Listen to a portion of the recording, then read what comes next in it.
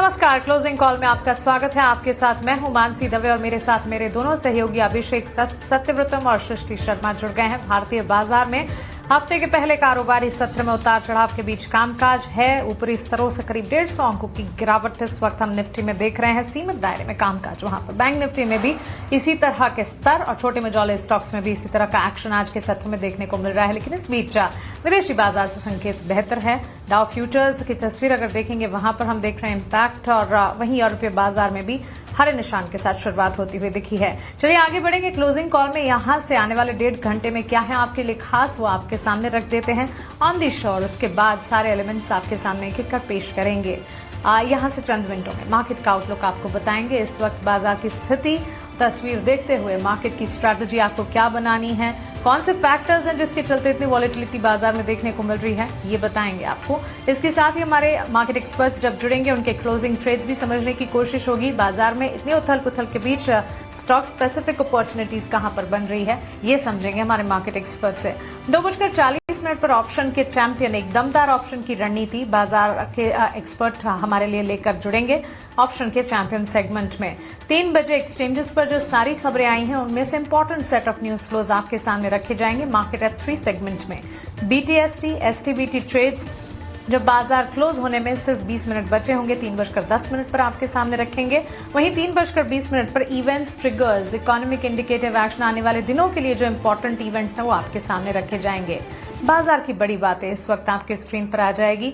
Volatile है market, और Nifty bank Nifty के साथ साथ इस वक्त अगर आप देखेंगे तो छोटे मझौले स्टॉक्स में भी इसी तरह के सेंटिमेंट डेवलप होते हुए दिख रहे हैं। लगातार हम राय भी दे रहे हैं, एडवाइस भी दे रहे हैं कि ऐसे बाजार में संभल कर ही मार्केट में कोई एंट्री अपॉर्चुनिटी फिलहाल ढूंढी जाए। एडवांस डिक्लाइन रेशियोज में डिक्लाइंस का पलड़ा आज भी भारी नजर आ रहा है। हाँ, हालांकि इंडिया विक्स में हम देख रहे हैं 3.25% की गिरावट, तो एटलीस्ट वॉलेटिलिटी से कोई परेशानी इंडिया विक्स की तरफ से, फेयर इंडिकेटर की तरफ से कोई स्पाइक्स नहीं है, वो एक चीज है जरूर। लेकिन इंडेक्स में अब भी हम देख रहे हैं 23,130 के इर्द गिर्द निफ्टी, 74,531 के लेवल्स पर लाल निशान में ही सेंसेक्स, और बैंक निफ्टी में सेंसेक्स और निफ्टी के मुकाबले ज्यादा बिकवाली हावी होती हुई करीब 150 अंकों की गिरावट पर। सेक्टर वाइज बाजार की तस्वीर, IT, pharma, real estate sectors हैं जो कि बाजार पर दबाव बनाने का काम कर रहे हैं। इस बीच ऑयल एंड गैस शेयरों में भी कमजोरी है। अडानी टोटल 7% की बिकवाली दिखाते हुए, बिकवाली के साथ हम गैस स्टॉक्स में भी, इनफैक्ट एचएसबीसी की एक डाउनग्रेड रिपोर्ट आई है जिसके चलते ऑयल मार्केटिंग कंपनियां, सिटी गैस डिस्ट्रीब्यूशन कंपनियों पर एक इम्पैक्ट आता हुआ देखने को मिला है, तो इस पर भी नजर रखिएगा जरूर। And last but not the least हम देख रहे हैं कमजोर बिडिंग रिस्पॉन्स जो देखने को मिला, जिसके चलते आईडीबीआई बैंक के शेयर में 15% की गिरावट है। इस पर एक रिसर्च भी हमने आपको कर बताई थी कि आखिरकार इस गिरावट के पीछे की वजह क्या है। गौरतलब है पिछले 1 महीने में स्टॉक में हमने करीब 30% के डाउन ट्रेंड्स देखे हैं। बुलेटिन में आगे इन तमाम बड़ी बातों पर विस्तार से बातचीत करेंगे, लेकिन इन सब के साथ साथ बजिंग स्टॉक्स कौन से हैं, बिग बजर इंडिकेटर्स कहां से, और कौन से सेगमेंट्स हैं जहां पर मूव है अपसाइड या डाउनसाइड, सृष्टि से जान लेते हैं। सृष्टि बताइए। जी हाँ मानसी, कई सारा एक्शन देखने को मिल रहा है बाजार में, और ऐसे में सबसे पहले फोकस करते हैं रियल्टी काउंटर्स में, क्योंकि उनको कोई रिस्पाइट नहीं है। लगातार हमने रियल्टी काउंटर्स पर प्रेशर ही देखा है, और इवन आज के सत्र में तमाम वो रियल एस्टेट काउंटर्स जिसमें अनंत राज, शोभा, सिग्नेचर और साथ ही ओबरॉय रियल्टी, ये जैसे स्टॉक्स जो हैं वो पिटते हुए नजर आए हैं। जैसे कि कुछ कंपनीज, इसमें से शोभा का आप देख लीजिए तो मिडिल ईस्ट में एक्सपोजर जो है वो काफ़ी ज़्यादा है, और बाकी काउंटर्स में भी जो है आप देख सकते हैं 3 से 4% की गिरावट आज हावी हो रही है। फार्मा शेयर जो कि हाल फिलहाल थोड़ा सा डिफेंसिव प्ले बन रहे थे, थोड़ा सा रुझान दिख रहा था लार्ज कैप और मिड कैप फार्मा कंपनीज में, आज वो कमजोरी का शिकार हो रहे हैं। लॉरेस, बायोकॉन, अजंता फार्मा, इन सभी में 2 से 4% की गिरावट है, तो वो भी जो है इस मार्केट की गिरावट से छटे नहीं है। ऑयल एंड गैस शेयरों में भारी गिरावट है। आप देखिए अडानी टोटल जो कि हाल फिलहाल बहुत बढ़िया मूव्स दिखा रहा था, आज वहां पर करेक्शन हावी है, 8% की गिरावट वहां पर। और जिस तरीके से आप देख सकते हैं कि कच्चे तेल में उछाल है, ऐसे में फिर से ऑयल मार्केटिंग कंपनीज पर प्रेशर आता हुआ दिख सकता है। बीपीसीएल, एचपीसीएल, ये काउंटर्स कमजोर है, और एमजीएल भी 3.5% की गिरावट दिखा रहा है।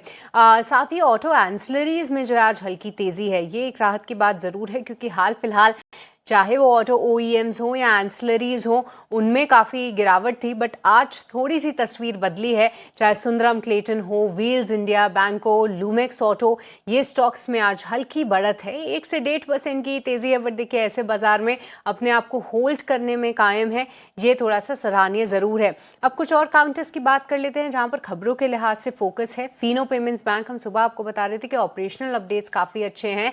बट इसके अलावा जो खबरें चल रही हैं वो है ईडी के प्रोब की। साथ ही साथ कुछ बेटिंग और गैम्बलिंग से रिलेटेड भी आरोप लगाए जा रहे हैं। हालांकि बैंक का क्लैरिफिकेशन जरूर आया है कि बेटिंग और गेमिंग पर कंपनी ने सफाई अपनी जारी की है कि उससे उनका कोई रिलेशन नहीं है। बट फिर भी जो है आप देख सकते हैं कि स्टॉक में प्रेशर बरकरार है।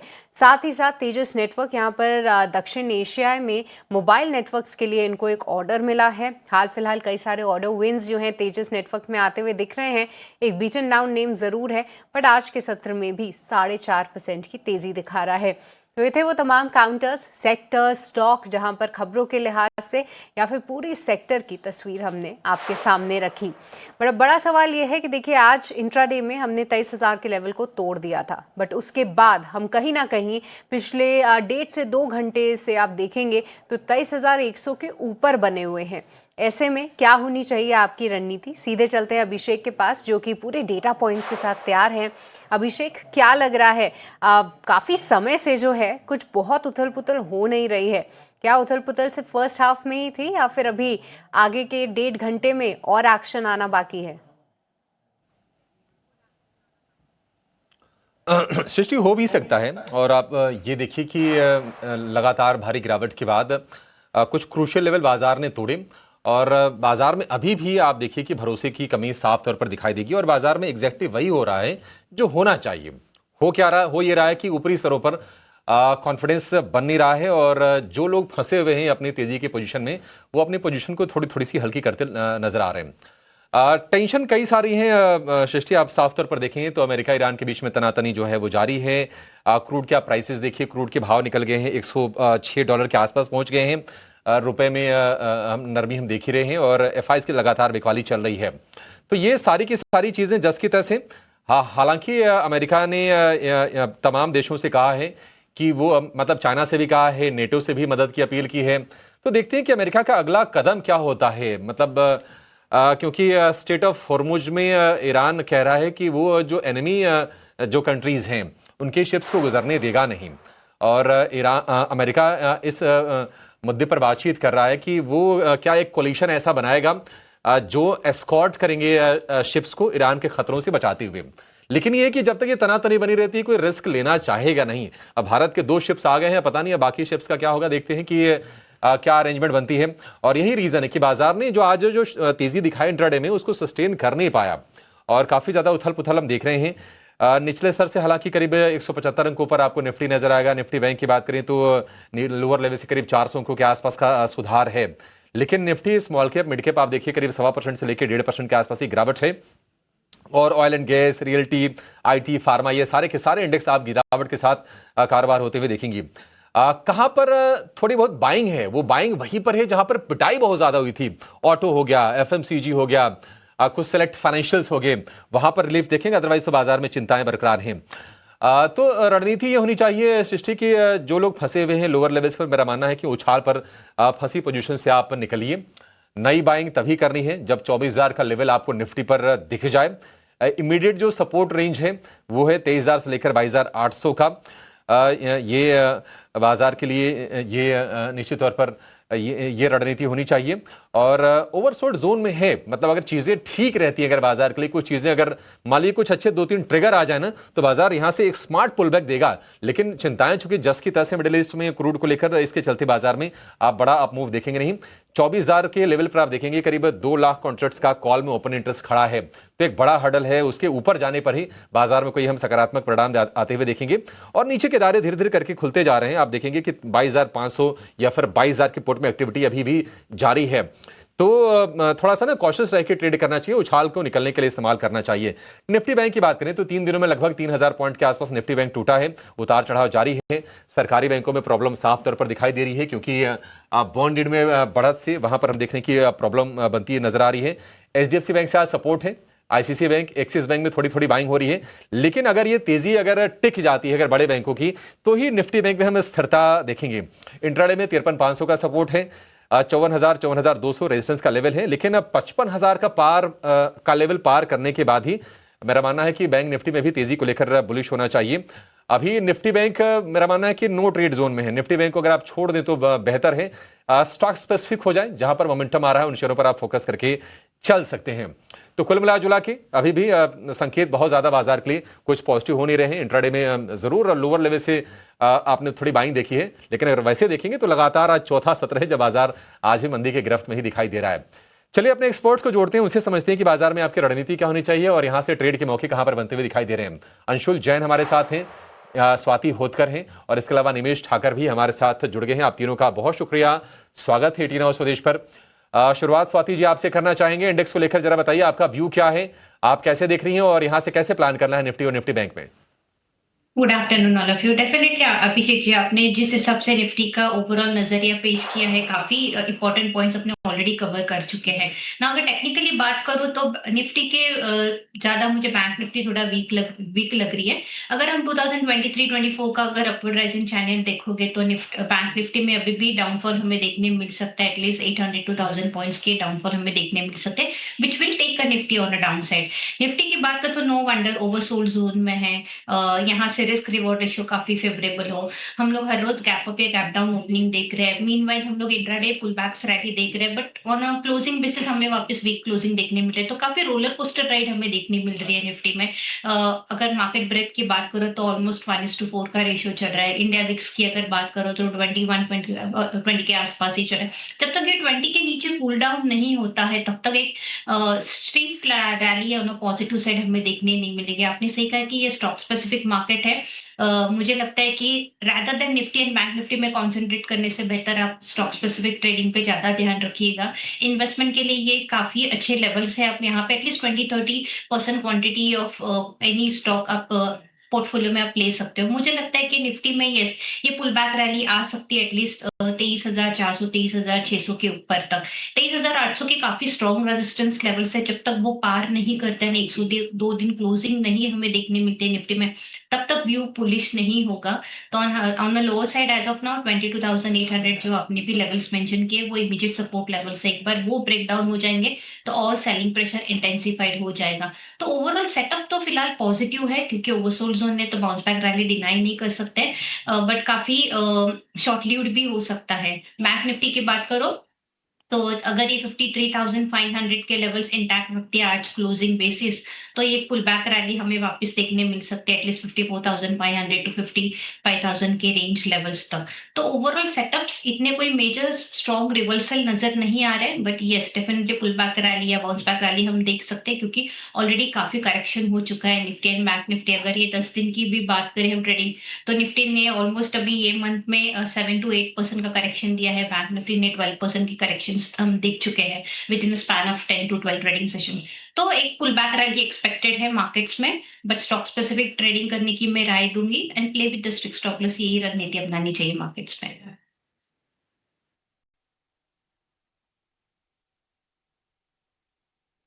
एब्सोल्युटली। तो चलिए, पुल बैक रैली एक्सपेक्टेड है जरूर। काफी दिनों के करेक्शन के बाद शायद बाजार जो है वो एक रिवर्स ट्रेंड दिखा जाए, लेकिन क्लियर डायरेक्शन अब भी नहीं नजर आ रहा है इंडेक्स पर। इसी वजह से स्टॉक स्पेसिफिक ज्यादा मार्केट जो है वो स्ट्रांग नजर आ रहा है। तो चलिए, स्टॉक स्पेसिफिक ही हमारे एक्सपर्ट्स के रेडार पर क्या कुछ है वो आपको बताते हैं। रुक करते हैं हमारे अगले सेगमेंट क्लोजिंग ट्रेड्स का।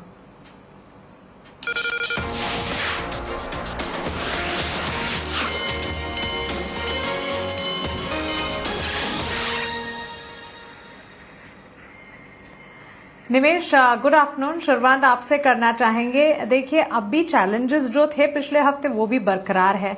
अमेरिका और ईरान के बीच तनाव की स्थिति जारी है। FIS की बिकवाली अब भी देख रहे हैं हम। रुपए में गिरावट यहां से आगे बढ़ने की आशंका भी है। ऐसे में कैसे देख रहे हैं मार्केट की चाल स्टॉक वाइज? आपके क्लोजिंग ट्रेड्स क्या होंगे? देखिए, मार्केट के अंदर डेफिनेटली जिस तरह से ओवरसोल्ड टेरिटरी में और टेक्निकल बाउंस के चांसेस जो है वो बन रहे हैं। कब बनेंगे अभी कहना वो डिफिकल्ट है। बट जिस तरह से आज के दिन के अंदर हम लोगों ने देखा है कि कहीं ना कहीं एक सेलिंग प्रेशर को एक ब्रेक आते हुए लगा है, मे बी टुडे और tomorrow we can expect some kind of bounce back. मुझे लग रहा है कि अब स्टॉक स्पेसिफिक मार्केट है और मेरी जो रिकमेंडेशन है वो आइशर मोटर के साथ है। जिस तरह से आइशर मोटर का सेटअप है, एक स्ट्रॉन्ग बेस के करीब स्टॉक ट्रेड कर रहा है, 200 दिन की एक्सपोनेंशियल मूविंग एवरेज के पास भी ट्रेड कर रहा है। और हम लोगों ने जिस तरह से आइशर मोटर के अंदर जो 8,200 की एक रैली आती हुई दिखी थी, उसका बेस फाउंडेशन जो हुआ था वो 6,600 के आसपास का ही हुआ था। मुझे लग रहा है कि यहाँ से आइशर मोटर के अंदर एक बाउंस दिखता है। तो करंट लेवल्स आइशर मोटर के अंदर बाय रिकमेंडेशन है। नीचे की तरफ स्टॉप लॉस जो लगाना है वो 6,650 का लगाना है, और ऊपर मुझे लग रहा है कि 7,000 7,100 तक के लेवल शॉर्ट टर्म में आइशर मोटर के अंदर देखने को मिल सकते हैं। तो एक स्ट्रॉन्ग सपोर्ट के पास आइशर मोटर ट्रेड कर रहा है, रिस्क टू रेशियो काफी फेवरेबल है आइशर मोटर के अंदर करंट लेवल से buy recommendation.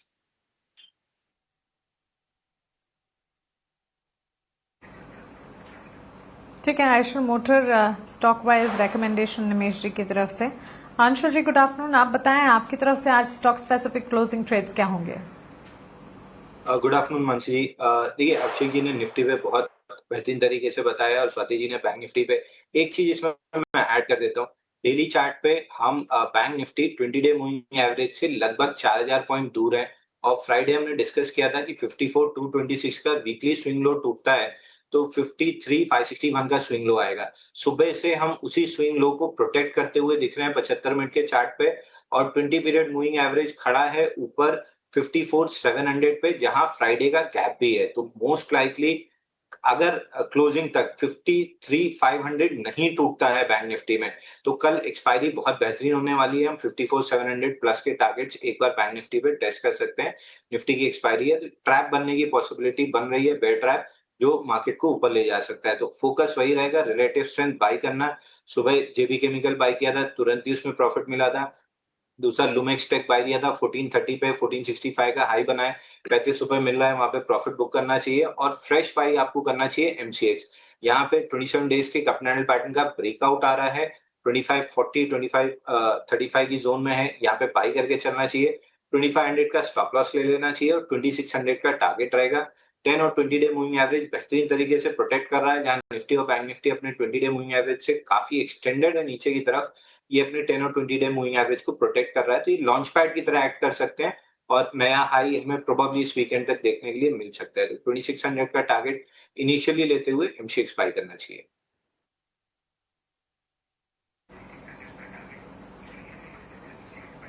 Alright, exchange ancillary पर है फोकस अंशुल जैन का। Swati good afternoon to you as well, बताइए कौन से सेक्टर और कौन से स्टॉक्स है इस वक्त आपके फोकस रेडार पर?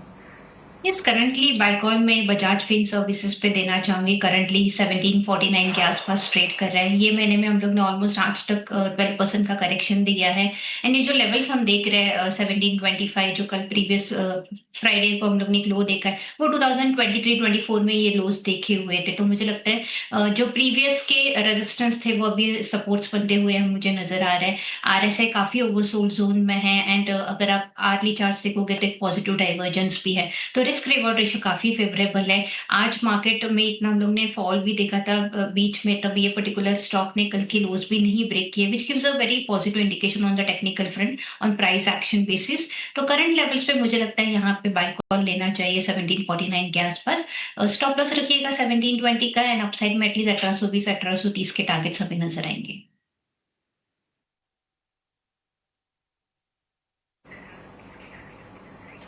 ऑलराइट, तो चलिए ये राय स्टॉक वाइज इसी के साथ हमारे एक्सपर्ट्स की तरफ से उनके सारे स्टॉक स्पेसिफिक क्लोजिंग ट्रेड्स आपके सामने हैं। बाजार पर स्ट्रैटेजी भी आपने जानी, बड़ी बातें और मार्केट का आउटलुक भी। यहाँ पर एक छोटे से ब्रेक के लिए हम रुक रहे हैं। ब्रेक के उस पार जब वापस लौटेंगे तो मार्केट में चल रही जो उथल पुथल है उस पर हमारे एक्सपर्ट से विस्तार से बातचीत जारी रहेगी। आप बने रहें।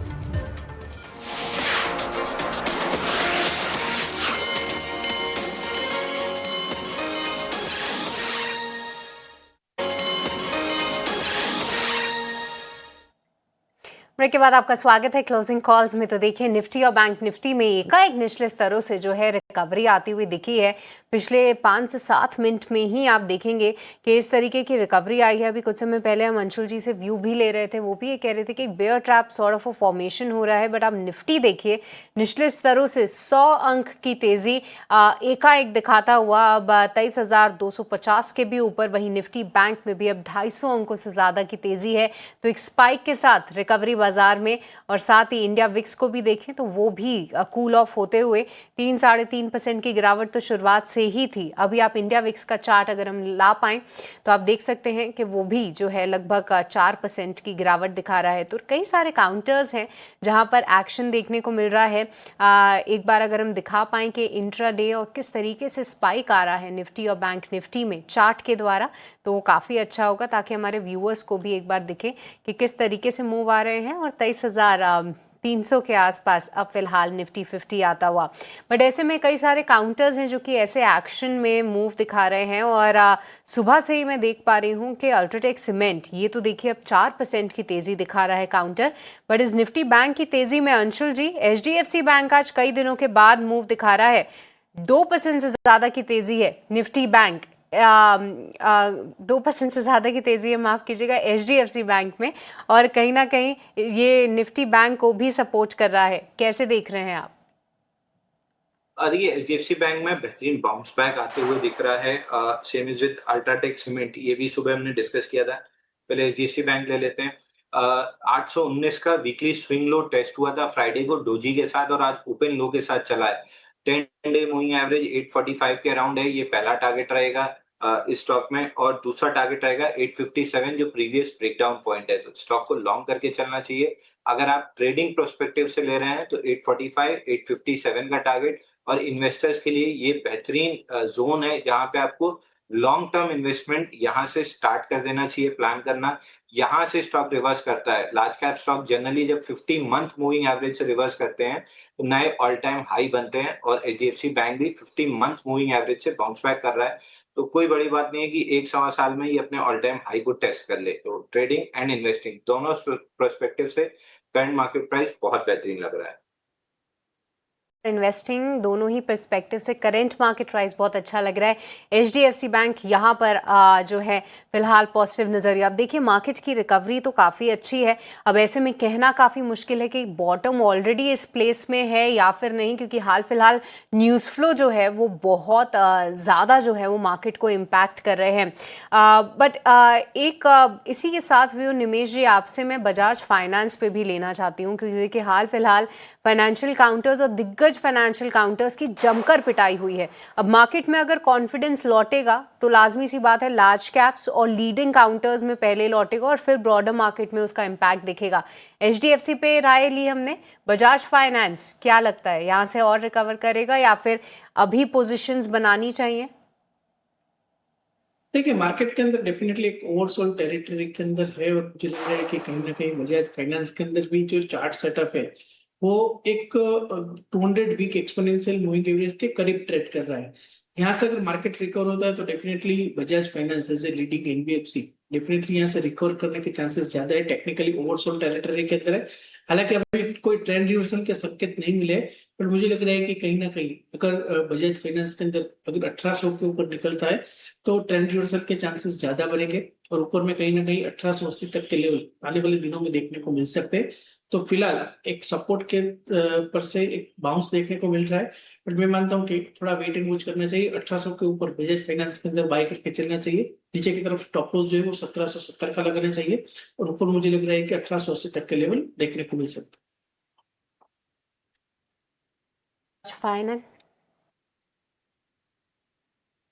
ठीक है, चलिए ये राय फिलहाल बजाज फाइनेंस पर 3% के गेन्स यहां पर बनते हुए दिख रहे हैं। स्टॉक में यहां से फर्दर अपसाइड भी एक्सपेक्टेड है।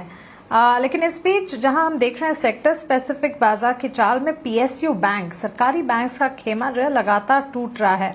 आज के सत्र में भी बिकवाली हावी होती हुई सबसे ज्यादा गिरावट जहां पर हम देख रहे हैं उसमें कुछ तमाम PSU बैंक स्पेस से जुड़े स्क्रिप्ट्स भी हैं जहां पर बिकवाली का दबाव है।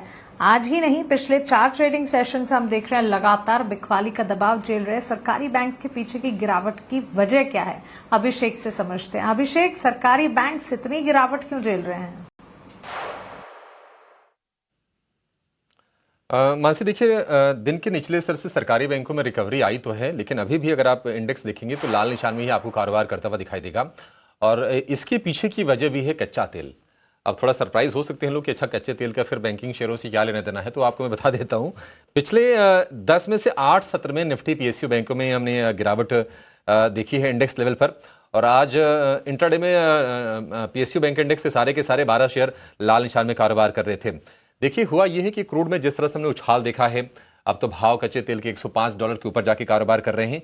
उसके चलते जो बॉन्ड यील्ड है भारत में, उसमें भी स्पाइक अप आया है और बॉन्ड यील्ड का सीधा कोरिलेशन सरकारी बैंकों से ज्यादा है। आगे मैं इसको भी एक्सप्लेन कर दूंगा। भारत के 10 साल की जो बॉन्ड यील्ड है वो फिलहाल 6.7% के आसपास के हैं। और अगर हम मार्च की बात करें तो पीएसयू बैंक इंडेक्स करीब 14% टूट गया है और जनवरी फरवरी में जो भी तेजी हुई थी उसको उन्होंने गंवा दी है। 26 फरवरी को इंडेक्स ने हमने देखा था कि 9,918 का नया हाई बनाया था और वहां से काफी ज्यादा करेक्शन ये झेल रहा है। आज कई शेयर हमने देखा कि 52 हफ्ते के नए निचले स्तर पर फिसल गए। Punjab and Sindh bank, IOB, UCO bank. अब पीएसयू बैंकों पर ये बॉन्ड यील्ड के बढ़ने का देखिए असर क्यों हो रहा है ये आपको बता देते हैं। होता यह है कि जो बैंक्स होते हैं बड़ी मात्रा में सरकारी बॉन्ड में या फिर गवर्नमेंट सिक्योरिटीज में अपने पैसे रखते हैं और दो तरह से रखते हैं। एक होता है एसटीएम, होल्ड टू मैच्योरिटी, ये मैच्योरिटी तक रखते हैं, और एक होता है एएफएस, अवेलेबल फॉर सेल, जरूरत पड़े तो इसको बीच में बेच सकते हैं। और इसी पोर्टफोलियो के चलते हम देख रहे हैं कि प्रॉब्लम हो रहा है। दरअसल जब बॉन्ड यील्ड बढ़ती है तो बॉन्ड की कीमत जो होती है वो गिर जाती है। इन्वर्सली ये प्रोपोर्शनल होता है, ये आप याद रखिएगा। और इसके चलते होता है कि एएफएस पोर्टफोलियो पर बैंकों को मार्क टू मार्केट यानी कि एमटीएम नुकसान झेलना पड़ता है और बैंकों की जो अदर इनकम है और कुछ केसेस में जो मुनाफा है उस पर असर पड़ता है। बैंकों से रिलेटेड अगर हम देखेंगे कि जो फाइनेंशियल कंपनीज हैं, अगर बॉन्ड यील्ड बढ़ती है तो एनबीएफसी का जो उधार लेने का जो खर्चा होता है वो बढ़ जाता है, तो इसके चलते वो भी इंपैक्टेड हुए हैं। आप देखिए कि मार्च में जो गिरावट आई है बैंकिंग शेयरों में, SBI, BOB, PNB, Canara bank, bank of Maharashtra, UCO bank, 13 से लेकर 17% के आसपास तक की भारी गिरावट इन शेयरों में आ चुकी है। तो ये रीजन है कि क्रूड भड़कने के चलते हमने देखा कि बॉन्ड यील्ड ऊपर गए और बॉन्ड यील्ड के चलते जो इनका बॉन्ड में एएफएस वाला जो पोर्टफोलियो है उस पर असर आया और उसके चलते बैंकिंग शेयर आपको टूटते हुए दिखाई देंगे, क्योंकि प्रॉफिटेबिलिटी कहने की प्रभावित होती है। सीधा सीधा यह है कोरिलेशन। लेकिन चलिए कुछ शेयरों पर जरा व्यू भी ले लेते हैं। स्वाति जी, पीएसयू बैंकिंग की बात करें तो काफी ज्यादा शेयर गिर गए हैं। कहीं कोई वैल्यू बाइंग के लिहाज से आप शेयर सजेस्ट करेंगे या फिर अभी रुक जाएं, थोड़ा वेट कर लें एक बार रिकवरी आने के लिए? पीएसयू बैंक में जितनी एक्सपेक्टेड करेक्शंस है अभी तक उतनी हो गई नहीं है। आई एम रियली सॉरी, उतनी हो गई नहीं है। थोड़ा वेट करना चाहिए। आई बिलीव कि और डाउनफॉल हमें देखने मिल सकता है फ्रॉम करंट लेवल्स पे। जैसे कैन बैंक की बात करो या फिर फेडरल बैंक की बात करो या बीओबी की बात करो। आई बिलीव कि प्राइवेट बैंक्स में फिलहाल तो इन्वेस्टमेंट्स करनी चाहिए rather than the PSU banks.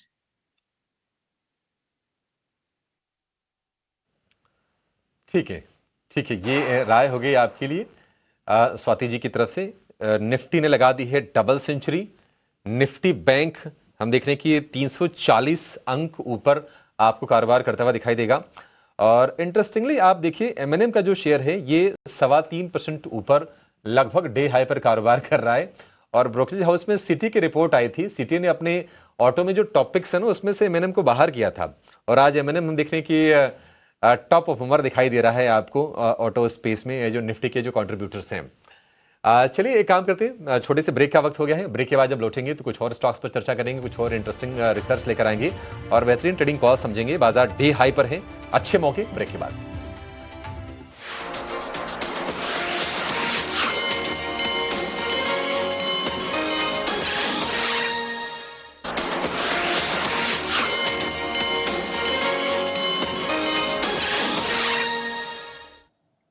Break के बाद आपका स्वागत है क्लोजिंग कॉल में। तो देखिए मार्केट में रिकवरी जारी है। अब 230 अंकों की तेजी फिलहाल निफ्टी 50 दिखाएगा और निफ्टी बैंक में अब 500 अंकों से ज्यादा की फिलहाल आप तेजी देख सकते हैं। ऐसे में कई सारे स्टॉक्स और सेक्टर्स हैं जहां पर आपके लिए होंगे मौके, यही समझने की हम कोशिश कर रहे हैं लगातार हमारे एक्सपर्ट से। और आइए इस कड़ी में स्वागत करते हैं गौरव शर्मा का भी। और गौरव, बहुत बहुत स्वागत है आपका। सबसे पहले तो गौरव, मार्केट काफी इंटरेस्टिंग दिखाई दे रहे हैं। Finally the much awaited recovery जो है हम मार्केट में देख रहे हैं। ऐसे में कोई स्टॉक जो कि फिलहाल आपके रेडार पे आ रहा हो, क्योंकि कई सारे लार्ज कैप्स जो हैं आज बेहतरीन मूव्स दिखा रहे हैं। Hi Srishti, good afternoon. Thanks for having me today. बहुत ही शानदार एक अपमूव देखने को मिला है बीते 15-20 मिनट के ट्रेड में ही सारा का सारा मूवमेंट आ गया है। अदरवाइज एक लैकलस्टर डल ट्रेडिंग सेशन चल रहा था बाजार के अंदर पिछले लगभग 1-1.5 घंटे से। एक बहुत ही नैरो रेंज में था आफ्टर द इनिशियल मूव। अब ये जो अपमूव आया है ये बैकएक्स लेड अपमूव है। कई और रेट सेंसिटिव सेक्टर्स के अंदर भी खासी बाइंग देखने को मिल रही है। देयरफॉर मुझे कई बैंक के शेयर्स इंप्रेस कर रहे हैं। फ्रॉम द लॉट मुझे अभी छोटे शेयर्स में city union bank current levels पे काफी इंप्रेसिव लग रहा है, काफी वेल प्लेस्ड है और आज एक अच्छे वॉल्यूम के साथ बाइंग नजर आ रही है। एज वी स्पीक 6% से ऊपर की तेजी ऑलरेडी ये स्टॉक रिपोर्ट कर चुका है। क्लियरली एक रिवर्सल कैंडलस्टिक फॉर्मेशन है on the back of seller volumes. Current price 246 का है, बाय कर सकते हैं इसे करंट लेवल पे। 240 का स्टॉप रखना है और 255 से 260 रुपए के टारगेट्स एक्सपेक्ट कर सकते हैं स्टॉक में ऑन अ पोजिशनल बेसिस आने वाले 2 से 4 ट्रेडिंग सेशंस में। जो दूसरा स्टॉक मैंने चुना है अगेन वो भी बैंक का ही है, बैंकिंग स्टॉक ही है and that is Jammu and Kashmir bank. आज एक काफी वॉलेटाइल ट्रेडिंग सेशन रहा है। शुरुआत में एक फ्लैट ओपनिंग के बाद 116-17 के करीब तक नीचे गया, करंटली 124 के ऊपर ट्रेड कर रहा है। बाय कर सकते हैं 121 के स्टॉक के साथ।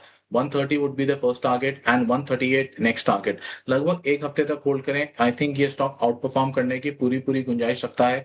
ये पूरा जो डिक्लाइन रहा है उसके अंदर एक आउट परफॉर्मर रहा है, बिल्कुल भी नेगेटिव इंपैक्ट नहीं आया है और अब यहाँ से ये share first day of recovery के अंदर दोबारा चलना भी स्टार्ट हो गया है। ऑल साइंस इंडिकेट्स ये काफी स्ट्रांगली पोजिशन है और अपवर्ड मोमेंटम इसके अंदर कंटिन्यू रहने की गुंजाइश ज्यादा है। चलिए, जम्मू एंड कश्मीर बैंक यहाँ पर एक पोजिशनल ट्रेड और सिटी यूनियन बैंक यहाँ पर भी आप खरीदारी कर सकते हैं। तो देखिए, ब्रॉडर मार्केट स्पेस के 2 काउंटर्स फिलहाल गौरव के रेडार पे और इस बीच कई सारे दिग्गज banking counters, even Nifty bank भी रुकने का नाम नहीं ले रहे हैं। पर चलिए अब श्रीकांत चौहान को भी जोड़ते हैं हमारे साथ, वो भी हमारे साथ मौजूद हैं। Shrikant, good afternoon. सबसे पहले तो आपका व्यू ही जानना चाहेंगे निफ्टी और निफ्टी बैंक पर। काफ़ी अच्छे मूव्स आ रहे हैं, ऐसे में क्विकली आप बता पाएं आपकी मार्केट की स्ट्रैटेजी और साथ ही आपके stock calls. Good afternoon Srishti ji. Good afternoon. बिल्कुल, तो देखिए वैसे मार्केट में जो रिकवरी बनी है वो यानी कि अभी हम ऐसे ही टाइप की रिकवरी एक्सपेक्ट कर सकते हैं। It will completely depend upon the news flow, कि न्यूज़ फ्लो कैसे आ रहे हैं, क्या आ रहा है करके, क्योंकि मार्केट ऑलरेडी जितना वीक होना चाहिए था उतना तो वीक हो चुका है। यानी कि आज 23,000 के लेवल को भी मार्केट ने तोड़ा था। तो अभी यहाँ से मुझे लग रहा है कि मार्केट में स्टेबिलिटी आ सकती है थोड़ी सी, लेकिन रिकवरी तभी आएगी जब कोई न्यूज़ फ्लो अगर थोड़ा सा पॉजिटिव बनेगा तब। बट ऐसे केस में मुझे लग रहा है कि जब मार्केट में जितनी अनसर्टेनिटी है उसके बेसिस पे, और जैसे अभी सेल ऑफ हुआ है और ओवरसोल्ड हुआ है मार्केट, ऐसे केस में हमें लग रहा है कि जो इम्पोर्टेंट लेवल्स है वो 23,500 के हैं हायर लेवल्स पे, और नीचे में अगेन 23,000 एक इम्पॉर्टेंट सपोर्ट रहेगा। अगर 23,000 के नीचे अगर मार्केट चला जाता है तो वापस से हम लोग एक बार 22,800 या 22,700 के लेवल्स देख सकते हैं। हायर लेवल्स पे 23,500 के करीब बड़ा रेजिस्टेंस है, वहां तक शायद मार्केट में पुल बैक कंटिन्यू हो सकता है। करंट लेवल से मुझे लगता है स्टेट बैंक ऑफ इंडिया को खरीदना चाहिए। 1060, 1060, 1065 के करीब ट्रेड कर रहा है। यहाँ से 1090 तक के टारगेट्स नजर आते हैं और स्टॉप लॉस हमें रखना है 1045 का। तो एक स्टेट बैंक ऑफ इंडिया को करंट लेवल से खरीदा जा सकता है। दूसरा जो स्टॉक हमें अच्छा लग रहा है वो है अदानी पावर। हमें लगता है पावर स्टॉक्स में जो तेजी है वो थोड़ी और कंटिन्यू हो सकती है। एनटीपीसी जैसे बड़े स्टॉक में एक बड़ा ब्रेकआउट पैटर्न बना हुआ है, तो बाकी पावर स्टॉक्स में भी तेजी बनेगी ऐसा लग रहा है। अदानी पावर को करंट लेवल से खरीदना चाहिए 152, 153 के करीब। 145 का स्टॉप लॉस रखे और टारगेट्स रखे 170 के। चलिए, ये 2 काउंटर्स फिलहाल श्रीकांत की तरफ से आते हुए अदानी पावर यहाँ पर जो आप खरीदारी कर सकते हैं। और जी हाँ, मार्केट की तेज़ी के साथ 4% की तेज़ी दिखा रहे हैं। और एसबीआई, अब देखिए जिस तरीके से दिग्गज बैंक एक एक करके ऊपर आ रहे थे, हमने हैवी वेट एचडीएफसी बैंक की चर्चा की ही थी। अब ऐसे में एसबीआई पर भी कॉल आती हुई इसको कैसे छोड़ दे, क्योंकि हाल फिलहाल देखिए पीएसयू बैंकिंग काउंटर्स की जमकर पिटाई हुई थी और ऐसे में एसबीआई से जो है आपको फोकस ज़रूर करना चाहिए। बताइए, एक और हमारे मेहमान का स्वागत करते हैं। नीरव वोरा अब हमारे साथ जुड़ चुके हैं और नीरव, आप कैसे देख रहे हैं ऐसी मार्केट की तेजी को? क्योंकि देखिए थोड़ी सरप्राइजिंग तो है ही, क्योंकि आज इंट्राडे बेसिस पे हमने 23,000 लेवल को भी तोड़ा था और आज किस तरीके से शानदार रिकवरी आई है निचले स्तरों से। आई नो आप लेवल्स पे बात नहीं कर पाएंगे क्लियरली, पर नीरव आप क्या समझ रहे हैं कि फिलहाल जो नियर टर्म बॉटम है या फिर जो majority of the negative news flow है वो ऑलरेडी प्राइस में आ चुकी है, या अभी भी कुछ वैल्यूएशन से रिलेटेड, ग्रोथ से रिलेटेड कंसर्न्स हैं हमारे सामने? नमस्कार सभी पैनल वासियों को और सभी दर्शकों को। सो सी क्लियरली अगर हम देखें तो मार्केट काफ़ी करेक्ट हो चुका है पिछले 3 वीक्स में। ऑलमोस्ट 25,700 के स्तरों से exactly in 3 weeks we have gone down to almost 22,950, जो करीबन 10 से 11% का एक अच्छा शार्प करेक्शन माना जा सकता है निफ्टी पे। अगर हम मिड कैप्स और स्मॉल कैप्स की बात करें तो काफ़ी सारे स्टॉक्स 25 से 40% से गिरे हुए हैं। अब clearly at this point in time no one knows कि जो ग्लोबल सिनेरियो है, जो ग्लोबल जियोपॉलिटिकल कंसर्न्स है वो किस हिसाब से आगे चल के और बढ़ेंगे या कम होंगे, यानी एस्केलेशंस ज़्यादा होंगे या डी एस्केलेट होंगे। सो क्लियरली जो मार्केट का रुख रहेगा वो it will be in sync with the global news. So कहीं ना कहीं हमें लग रहा है कि it is too early to say whether the bottom has been formed और नॉट, बिकॉज इसके 2-3 कारण बहुत ही इंपॉर्टेंट है। एक तो क्रूड ऑयल जो है, ब्रेंट क्रूड 106 के स्तर पे पहुंच चुका है, जो हमने पिछले वीक में 120 लेवल्स पे जाते हुए देखा था। तो कहीं ना कहीं हमें लग रहा है कि इन केस ये एस्केलेशन और बरकरार रहता है तो धीरे धीरे करके हम वापस 120 के स्तर पर देख सकते हैं क्रूड ऑयल को। एंड सेकेंड पार्ट जो है वो है रूपी डॉलर जो पैरिटी है वो definitely all time low level पर चल रहा है रूपी। तो कहीं ना कहीं हमें लग रहा है कि आने वाले स्तरों में इन केस अगर ये जियोपॉलिटिकल कंसर्न्स बरकरार रहते हैं तो we can eventually see 93.50 94 levels also. So कहीं ना कहीं ये एफ के जो फ्लोज है, आउटफ्लोज, ये बरकरार रहेंगे। इनफैक्ट लास्ट 2-3 दिनों में हमने देखा है कि जो आउटफ्लोज है वो सिग्निफिकेंटली ज़्यादा बढ़ गए हैं। 7,000 करोड़ 10,000 करोड़ की सेलिंग हमने देखी है। प्रोबेबली आज इतना इंटेंसिफाइड सेलिंग ना हो, बट कहीं ना कहीं हमें लग रहा है कि it is too early to mention कि बॉटम हो चुका है। Q4 के आंकड़े बहुत ही इम्पोर्टेंट रहेंगे, स्पेशली जो आने वाला क्वार्टर होगा, एंड इवेंचुअली Q1 के आंकड़े, बिकॉज जिस हिसाब से logistical issue, supply chain issues हम देख रहे हैं because of the straight of Hormuz के चलते, तो कहीं ना कहीं आने वाला समय थोड़ा डिफिकल्ट ही रहेगा। तो all in all it will be very important to be very sector specific, stock specific. सब कुछ नहीं चलेगा आगे जाके, एंड हमें देखना है कि कहीं डी ग्रोथ और डी रेटिंग इंडियन मार्केट्स में ना आ जाए, जो कि ऑलरेडी 2-3 फॉरेन ब्रोकरेजेस ने कर दिया है। सो कहीं ना कहीं हमें भी लग रहा है कि एक थोड़ा कॉशियस स्टांस लेना चाहिए एंड वेट एंड वॉच की रणनीति अपनानी चाहिए। वेट एंड वॉच की रणनीति अपनानी चाहिए। और नीरव जी ने एक और महत्वपूर्ण बात कही कि सब कुछ नहीं चलेगा। देखिए क्वार्टर 4 के जो नंबर आएंगे ना वो निश्चित तौर पर इम्पैक्टेड होंगे। और आज हमने देखा कि सिटी ने, नोमुरा ने अपने निफ्टी के ईयर एंड के जो अनुमान थे उसको भी ट्रिम किया है। नीरव जी, आपने कहा कि मतलब बॉटम को प्रेडिक्ट करना मुश्किल है, लेकिन देखिए थोड़ा थोड़ा सेंस ऐसा मिल रहा है कि शायद हम उसके नज़दीक ही हैं, मतलब आसपास ही कहीं बॉटम के आसपास। बहुत सारे अच्छी क्वालिटी वाले शेयर भी टूटे हैं जिनको मतलब ऐसे नहीं टूटना चाहिए था। आप क्या सजेस्ट करेंगे? कुछ ऐसे शेयरों की लिस्ट तैयार रखनी चाहिए जहां पर मतलब अभी नहीं, थोड़ा रुके ही सही, थोड़ा स्टेबिलिटी आने पर वैल्यू बाइंग जरूर करनी चाहिए। आपको शेयर बता पाएंगे गौरव, नीरव जी?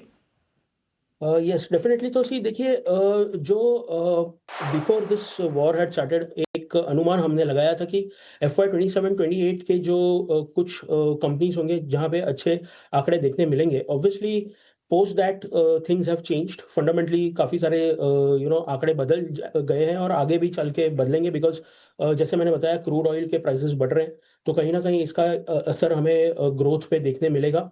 But all said and done, काफ़ी सारे स्टॉक्स जो हैं वो ऑलरेडी बहुत अच्छी तरह से करेक्ट हो चुके हैं पिछले 3-4 हफ्तों में। जैसे कि कुछ लार्ज कैप नेम्स हैं जहां पे हमारा फोकस थोड़ा ज़्यादा है। At this point in time we are trying to avoid mid and small cap names, but large cap stocks अगर किसी को after this good correction invest करने हैं तो 3-4 नाम जो मैं लूँगा वो हमें लग रहा है कि इनके आंकड़े भी थोड़े बहुत ठीक-ठाक ही रहेंगे Q4 में। तो सबसे पहले रिलायंस इंडस्ट्रीज़ ऑब्वियसली हमने लास्ट 2-3 दिन में भी देखा है कि जीआरएम्स इंप्रूव हुए हैं बिकॉज़ क्रूड के भाव भी बढ़ रहे हैं। तो रिलायंस इंडस्ट्रीज़ हमें लग रहा है कि बहुत ही अच्छा एक अच्छे स्तर पे अवेलेबल है। वैल्यूएशंस भी काफ़ी कंफर्टेबल हैं एंड अच्छा खासा स्टॉक करेक्ट हो चुका है। सेकंड होगा Bharat electronics from the defence space. कहीं न कहीं हमें लग रहा है कि लास्ट 2 क्वार्टर्स के आंकड़े बहुत ही अच्छे आए हैं। इनफैक्ट लास्ट 3-4 दिनों में ओवरऑल डिफेंस में हमने अच्छा खासा एक करेक्शन देखा है। तो हमें लग रहा है कि भारत इलेक्ट्रॉनिक्स पे डेफिनिटली एक फोकस रखना चाहिए because of the geopolitical concerns and जो जिस हिसाब से भारत में भी एलोकेशन बजट में भी बढ़ा है डिफेंस को लेकर के, तो भारत इलेक्ट्रॉनिक्स एक बहुत ही बेहतरीन इन्वेस्टमेंट आइडिया हो सकती है।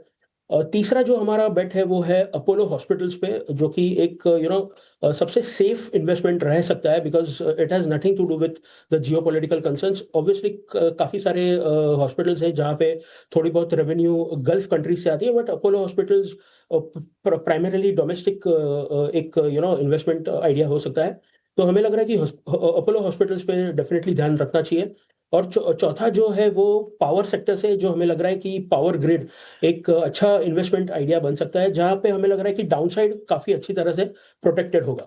तो ये 4 स्टॉक्स पे आप डेफिनेटली आज की तारीख में भी निवेश कर सकते हैं। राय यही रहेगी कि 2 से 3 ट्रांच में आप over the next 1 to 2 months invest करिए फॉर नेक्स्ट 1 ईयर, ताकि इन केस अगर आगे चल के भी वोलेटिलिटी हो तो आपको नीचे के स्तरों पे भी एवरेज करने की एक तक मिल सकती है।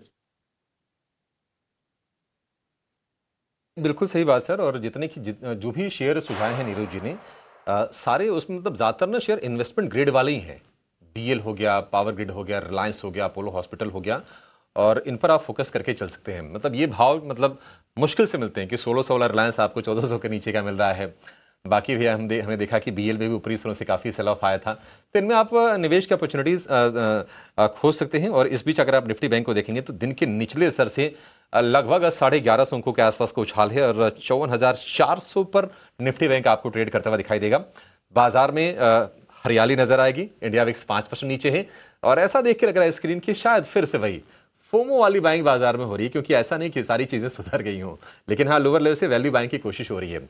लेकिन ऑप्शंस के ट्रेड जरा समझ लेते हैं कि अगर आपको डिलीवरी नहीं लेनी है, आपको फ्यूचर्स में नहीं जाना है, अगर आपको ऑप्शंस के जरिए थोड़े कम पैसे लगा के बढ़िया मुनाफा कमाना है, तो उसके लिए जानेंगे ऑप्शंस के चैंपियन शेयर को।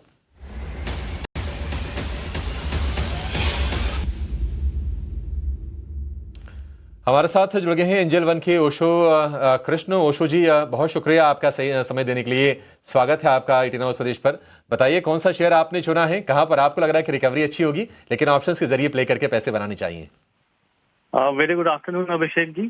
कि आज का जो काउंटर है वो है बजाज फाइनेंस। एक बिल्कुल technical pull back rally expected है काउंटर में, बिकॉज जब हम हायर लेवल से देखें काउंटर में एकदम वर्टिकल फॉल ऑफ देखने को मिला था, एंड अभी अपने ओवरसोल्ड टेरेन से आज बहुत ही पहला दिन है, अर्ली साइन है, बट एक अच्छा पुल बैक देखने को मिल रहा है बहुत स्ट्रॉन्ग सपोर्ट लेवल से। सो मुझे लगता है यहाँ से एक स्ट्रॉन्ग कंटिन्यूएशन देखने को मिल सकती है।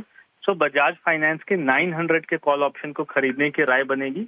11 से 12 रुपए के बीच में बाई करें। 6 रुपीज का स्टॉप लॉस लगाना है। 24 तक के टारगेट एक्सपेक्टेड रहेंगे आज से कल तक के जोन में। जो मैक्सिमम रिस्क है वो नियर अबाउट 4500 का है इस पूरे ट्रेड सेटअप का, और मैक्सिमम प्रॉफिट टारगेट अचीव होने पर 9000 के देखने को मिल सकते हैं। ठीक है, बजाज फाइनेंस आज निफ्टी के टॉप गेनर्स में ये भी शामिल है, जो टॉप 5 टॉप गेनर्स है। 3% के आसपास का उछाल है बजाज फाइनेंस में, और ये भी शेयर काफी ज्यादा नुकसान इसने झेला था और आज इसमें रिकवरी हम देख रहे हैं। 900 वाली कॉल खरीदनी है आपको, 11-12 रुपए के भाव पर मिल जाएगी। लक्ष्य 24 रुपए का, स्टॉप लॉस 6 रुपए का। अधिकतम मुनाफा 9000, अधिकतम नुकसान आधा उसका 4500 का। तो रिस्क रिवॉर्ड रेशो है इसमें आकर्षक। ओशो जी, बहुत शुक्रिया आपका समय देने के लिए और ये बेहतरीन स्ट्रेटजी हमारे दर्शकों को बताने के लिए। बाजार तो बढ़िया मोमेंटम में है, ब्रेक लेने का मन तो कर नहीं रहा है, लेकिन एक छोटा सा कमर्शियल ब्रेक लेते हैं, उसके बाद इस चर्चा को आगे बढ़ाएंगे और हमारे एक्सपर्ट्स तैयार हैं, पूरा बड़ा पैनल है, उनसे जानेंगे कि कुछ और अच्छे ट्रेड और निवेश के मौके आपके लिए बाजार में कहां पर बन रहे हैं।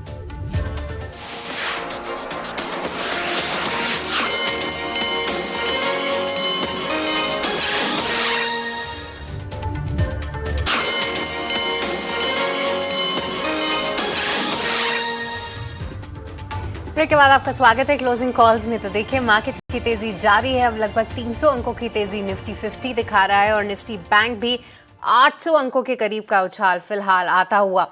ऐसे में कई सारे काउंटर्स हैं जो कि बढ़िया रीबाउंड दिखा रहे हैं। हमने HDFC बैंक की बात की थी, अब देखिए वो 3% की तेजी दिखा रहा है। बजाज फाइनेंस 3% ऊपर है। ट्रेंड, ITC, ये तमाम स्टॉक्स है जो कि बस कर रहे हैं। चलिए हमारे एक्सपर्ट्स के पास फिर से चलते हैं और समझते हैं कहाँ पर हैं आपके लिए मौके। और अंशुल, आपके पास आना चाहूंगी। एक तो फर्स्टली कॉन्ग्रेचुलेशंस, क्योंकि जब हमने आपसे इंडेक्स की स्ट्रैटेजी ली थी तो कंसोलिडेशन देखते हुए आपने ज़रूर हाईलाइट किया था कि एक बेयर ट्रैप जैसा लग रहा है, बट आप कल मूव एक्सपेक्ट कर रहे थे। आज ही मार्केट ने वो मूव दिखा दिया। कोई अपडेट है तो वो दे दीजिए। और साथ ही अंशुल, एटर्नल पर आपका क्या व्यू होगा, क्योंकि वो स्टॉक भी 3% ऊपर है। देखिए 3 अपडेट रहेंगे। पहले तो बैंक निफ्टी पे ही, जहाँ से हमने डिस्कस किया था 800 पॉइंट बढ़ गया है। दूसरा, सुबह आपने M&M पे एक सवाल पूछा था 2960 के अराउंड बाउंस बैक में 3070 का हमने लेवल डिस्कस किया था कि यहाँ तक बाउंस बैक कर सकता है। 3037 का हाई बना है, 77 रुपीज मिल रहे हैं, यहाँ पे प्रॉफिट बुक कर सकते हैं। दूसरा, क्लोजिंग ट्रेड में हमने MCX बाय दिया था 2535 पे, 2575 का हाई बन गया है, ऑलमोस्ट 2577 का हाई बन गया है। 35 से 37 रुपए यहाँ मिल रहे हैं, तो यहाँ पे भी प्रॉफिट बुक करना चाहिए। और इटर्नल पे हम बेरिश रहे हैं, इटर्नल और स्विगी पे। अभी भी बहुत ज्यादा कोई स्ट्रेंथ नहीं दिख रही है। एक बाउंस बैक है, क्योंकि ओवरसोल्ड है स्टॉक, इसलिए एक बाउंस बैक कर सकता है टुवर्ड्स 10 डे मूविंग एवरेज, और एक गैप छूटा हुआ है समवेयर अराउंड 231। यहाँ तक बाउंस बैक जरूर कर सकता है, बट बहुत ज्यादा स्ट्रेंथ नहीं है। अगर लॉन्ग पोजीशन ले भी रहे हैं तो बहुत छोटी क्वांटिटी में लेना चाहिए। 23 दिन में 31% करेक्ट हुआ है, तो बाउंस बैक जरूर 231 तक आ सकता है। अगर लॉन्ग ले रहे हैं तो स्टॉप लॉस बनेगा 214 रुपीज का और टारगेट 231 का। ऑलराइट, तो चलिए एक बाउंस बैक ज़रूर आ सकता है, बट थोड़ा कॉशियस और लेवल्स को ध्यान में रखकर ही आप इटर्नल या फिर स्विगी पर ट्रेड ले सकते हैं। बट एक और काउंटर जहां पर लगातार गिरावट है वो है वरुण बेवरेजेस, क्योंकि पिछले 5 दिन में लगातार गिरावट के बाद जो है आज उस काउंटर में फाइनली तेज़ी देखने को मिल रही है। अब क्या है इस तेज़ी की वजह, कहाँ से मिला है कंपनी और साथ ही शेयर को सपोर्ट? आइए सीधे चलते हैं हमारे सहयोगी अभिषेक के पास, जो कि पूरी जानकारी के साथ तैयार हैं। और अभिषेक, एक बीटन डाउन नेम, बट आज के सत्र में क्या है एक्साइटमेंट की वजह? सृष्टि, आपको याद होगा कि जब सर्दियां चल रही थी, नवंबर दिसंबर का महीना था ना, तो हम लोग चर्चा कर भी रहे थे कि अच्छा, जब कोल्ड ड्रिंक वाले शेयरों को नहीं चलना चाहिए तो चल रहा है। जब गर्मियों की शुरुआत हो गई तो हम देख रहे थे कि वरुण बेवरेजेस अपने 52 वीक लोज छू रहा था, लेकिन 400 के लेवल तक गिरने के बाद इस शेयर में रिकवरी थोड़ी सी लौट आई है। आप देखिए 2% ऊपर आपको ये शेयर नजर आएगा, और इसकी वजह यह है कि बैंक ऑफ अमेरिका सिक्योरिटीज की कंपनी को लेकर एक रिपोर्ट आई है काफी ज्यादा पॉजिटिव। उन्होंने बाय की रेटिंग दी है और जो लक्ष्य दिया है वो दिया है 550 रुपए का, यानी कि कल की अगर आप क्लोजिंग से देखेंगे, यानी कि शुक्रवार की क्लोजिंग से, तो 40% वो तेजी की उम्मीद जता रहे हैं। बोफा का कहना है कि जो रिस्क रिवार्ड रेशियो है शेयर के लिए काफी आकर्षक है, और गर्मियों के मद्देनजर कंपनी अपने पोर्टफोलियो को लगातार मजबूत कर रही है। बुलिश क्यों है वरुण बेवरेजेस को लेकर बैंक ऑफ अमेरिका? क्योंकि उनको लगता है कि जो अर्निंग्स आएंगे यहाँ से काफी बेहतर नजर आएंगे। ग्रोथ जो है वो टीन्स में है, यानी कि 13% के ऊपर की ग्रोथ है कंपनी में, एक बड़ा कैटलिस्ट है। वैल्यूएशंस जो हैं वो हिस्टोरिकल जो एवरेजेस हैं उसके नीचे हैं, और अगर हम इस सेक्टर में, हालांकि बिल्कुल लिस्टेड कंपनीज में देखेंगे तो वरुण बेवरेज को हम डायरेक्टली किसी से कंपेयर नहीं कर सकते, बट इस स्पेस में अगर आप देखेंगे तो बेहतर वैल्यूएशन है जो प्रतिद्वंदी जो कंपनीज हैं। तो ये सारे के सारे रीजन है, इसके चलते बैंक ऑफ अमेरिका इसको लेकर बुलिश है, और हम देख रहे हैं कि आज शेयर ये रिकवर कर रहा है। लेकिन अगर आप महीने भर या फिर इस साल में, पिछले 6 महीने में, साल भर में देखेंगे तो शेयर थोड़ा सा नेगेटिव रिएक्शन इसने दिखाया जरूर है। साल भर में करीब 20% नीचे है, महीने भर में 11-12%, 6 महीने में 12-13% के आसपास से गिरावट आई है, लेकिन 400 रुपए के लेवल से अब ये संभालने की कोशिश कर रहा है। आज सुबह इसके बारे में हम चर्चा भी कर रहे थे। श्रीकांत जी, आपसे राय लेना चाहेंगे वरुण बेवरेजेस के शेयर को लेकर। कितने कॉन्फिडेंट हैं सर आप कि ये शेयर रिकवर कर जाएगा? और चूंकि सामने गर्मियां खड़ी हैं और माना ये जा रहा है कि मतलब अभी से ही शुरुआत हो गई है अगर हीट वेव की, तो गर्मियां बड़ी प्रचंड रहने वाली हैं। तो पेप्सिको की बॉटलर है ये, अच्छी प्रेजेंस है पैन इंडिया। क्या आप यहां से शेयर में पैसे बनते हुए देख रहे हैं लोगों के? देखिए, तो वैसे अगर वरुण बेवरेजेस के अगर टेक्निकल पैटर्न को देखें, तो इसमें जो गिरावट आई है वो काफी बड़ी गिरावट हमने देखी थी। इनफैक्ट अगर आप देखें तो मार्च 2025 में, यानी पिछले साल, इसके जो लोवेस्ट लेवल्स बने थे वो 400 रुपए के करीब के थे। इस बार के लोवेस्ट लेवल्स भी 400 रुपए के करीब बने हैं। तो मुझे लग रहा है कि वही एक पुल बैक हमें देखने मिल रहा है। बट अगर 400 के लेवल्स को अगर ये तोड़ता है तो पॉसिबिलिटी है कि हम 375 380 के लेवल्स भी देख सकते हैं। तो पैनिक में कुछ भी हो सकता है। लेकिन दूसरी बात मुझे क्या लग रही है कि यहां से अगर एक लंबी अवधि का नजरिया हो तो बिल्कुल करंट लेवल से इसे खरीदना चाहिए, क्योंकि यहाँ पे डाउनसाइड काफी लिमिटेड लग रही है। मुझे लग रहा है कि मैक्सिमम यहाँ से अगर करेक्शन आता है तो 5% का करेक्शन आ सकता है, लेकिन अगर तेजी बनेगी तो वापस से स्टॉक कम से कम 15 से 20% की तेजी दिखा सकता है। तो मैं यही कहूंगा कि अगर लंबी अवधि का नजरिया हो तो बिल्कुल करंट लेवल से इसे खरीदे। अगर वेरी शॉर्ट टर्म का अगर नजरिया हो तो मुझे लगता है अभी भी इसमें केयरफुल रहना जरूरी है। शॉर्ट टर्म में थोड़ा केयरफुल रहना जरूरी है वरुण बेवरेजेस को लेकर। इस बीच देखिए, बंधन बैंक के शेयर में आज हमने गिरावट देखी, इंट्राडे में 10% तक टूटा था। वायदा का इनफैक्ट अभी भी सबसे ज्यादा गिरने वाला शेयर है, लेकिन एक सफाई आई है बैंक की तरफ से कि प्रमोटर के हिस्सा बिक्री से जुड़ी खबर की कोई जानकारी नहीं है। ये बैंक की तरफ से आया है कि प्रमोटर हिस्सा बेच रहे नहीं बेच रहे हैं, इसके बारे में बैंक को इंफॉर्मेशन नहीं है। अब देखते हैं कि आगे और क्या सफाई आती है, लेकिन यह है कि 7% गिर के ये शेयर आपको कारोबार करता हुआ नजर आएगा। 163 रुपए के आसपास के प्राइसेस हैं। एक छोटे से ब्रेक के लिए रुकेंगे। बाजार में अच्छा मोमेंटम, पिछले हफ्ते की जो गिरावट हुई है निफ्टी में लगभग 2.5% की, निफ्टी बैंक में लगभग 3% के आसपास की, करीब करीब आधी भरपाई निफ्टी में हो गई है और आधी से थोड़ी कम निफ्टी बैंक में हो गई है। ब्रेक के बाद कुछ और ट्रेड समझने की कोशिश करेंगे अपने एक्सपर्ट से, आप कहीं जाएगा नहीं।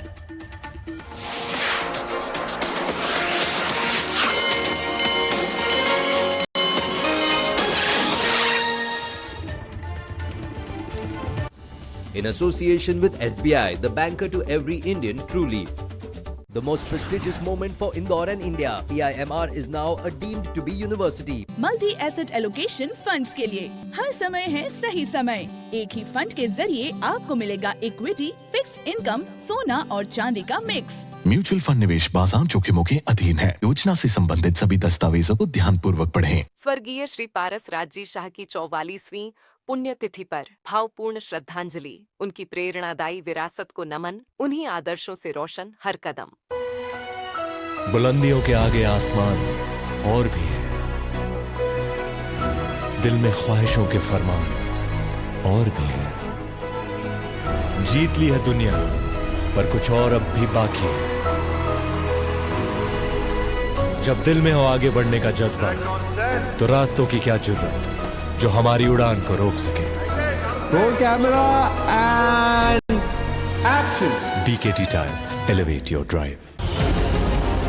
Maharashtra closed WEF 2026 at Davos with MOUs worth 30 lakh crore rupees. The state says 51 industrial MOUs account for a major share, together worth around 16.69 lakh crore rupees, while MMRDA and CIDCO signed 24 and 6 pacts respectively for urban and infrastructure projects. हम लोग एक प्रकार से नई मुंबई बसाना चाहते हैं। वहाँ हम लोग एजू सिटी तैयार कर रहे हैं, वहाँ हम मेडी सिटी तैयार कर रहे हैं, स्पोर्ट्स सिटी तैयार कर रहे हैं, वहाँ हम इनोवेशन सिटी तैयार कर रहे हैं, वहाँ GCC सिटी तैयार कर रहे हैं। तो मुझे ऐसा लगता है कि थीम बेस्ड ऐसा एक बहुत हमारा अप्रोच ही बड़ा है। Backed by delivery, Maharashtra says nearly 75% of last year's Davos MOUs are already under execution, a track record now driving investor confidence this year.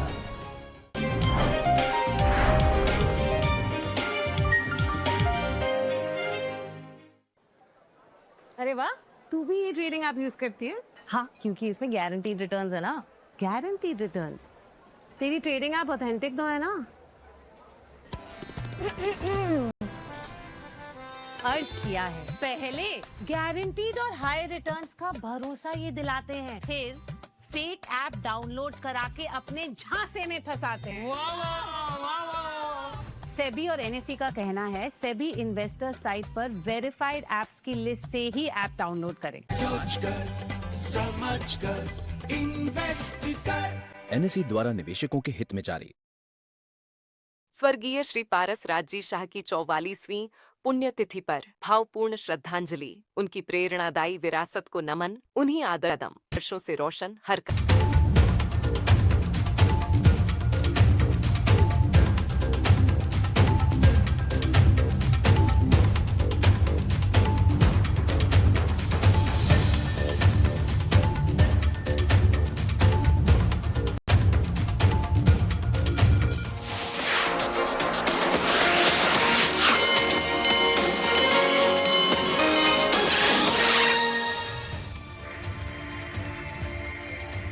Break के बाद स्वागत है आपका। आप देख रहे हैं क्लोजिंग कॉल। 54,362 के स्तर पर बैंक निफ्टी में इस वक्त कामकाज हम देख रहे हैं। लगातार न्यूज फ्लैशेस के चलते इंपॉर्टेंट न्यूज जो आ रहे हैं वो सारे आपके स्क्रीन पर हम फ्लैश कर रहे हैं। इस बीच निफ्टी, बैंक निफ्टी और ब्रॉडर मार्केट्स पर लगातार नजर है हमारी।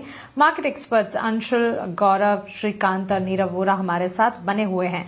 एक नजर ऑयल रिफाइनर्स पर डालनी चाहिए। एमआरपीएल और चेन्नई पेट्रो जबरदस्त अपसर्ज इस वक्त हम देख रहे हैं। श्रीकांत जी, गुड आफ्टरनून। आपसे एक टेक जानना चाहूंगी। 9% की तेजी चेन्नई पेट्रो में देखने को मिल रही है और एमआरपीएल के स्टॉक प्राइस में करीब 16% के गेन्स आज के सत्र में देखने को मिले हैं।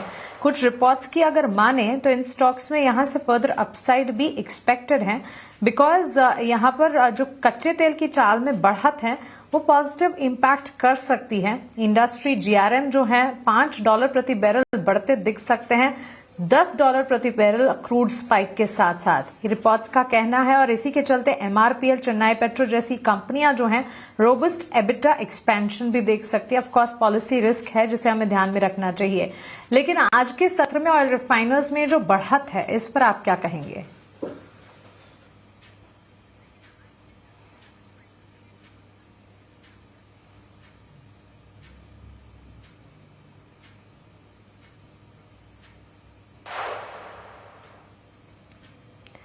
श्रीकांत जी, आई थिंक आप यूर ऑन म्यूट। ये सवाल आपके लिए है।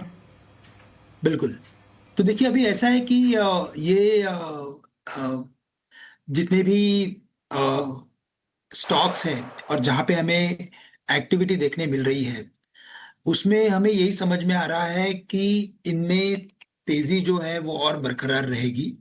और अगर इनके रिलेटिव परफॉर्मेंस को भी अगर आप देखें तो बाकी रिफाइनर्स के कंपैरिजन में या अपस्ट्रीम कंपनीज के भी कंपैरिजन में अगर आप देखें तो चेन्नई पेट्रो और एमआरपीएल ने काफी अच्छा आउट परफॉर्मेंस दिया हुआ था। और जब गिर रहे थे तब भी इनमें जो गिरावट थी वो बहुत कम थी। मुझे लगता है कि इनमें थोड़ी और तेजी हमें डेफिनेटली देखने मिलेगी, लेकिन अगेन वही है कि ये सभी में एक अपसाइड भी जो रहेगी वो लिमिटेड रहेगी। यानी चेन्नई पेट्रो में मुझे लग रहा है कि अगर अपसाइड अगर आती है तो 1050, 1060 तक आ सकते हैं। नहीं, यहाँ से कम 5 से 7-8% की तेजी हमें दिखाई दे सकती है। और एमआरपीएल में भी हमें लग रहा है कि अगर मोमेंटम बनता है और लगता है कि बन सकता है यहाँ से मोमेंटम, और तो जो 204 के करीब अभी ये स्टॉक ट्रेड कर रहा है ये कम से कम 220 या 225 के लेवल्स दिखा सकता है। बट हमें काफी केयरफुल रहना पड़ेगा, इसमें ट्रेडिंग करना उतना ही मुश्किल है। तो अगर आपके पास इन्वेस्टमेंट्स हो तो आप उसमें बने रहे और कम से कम 5 से 8% ऊपर बेचने की आप कोशिश कीजिए।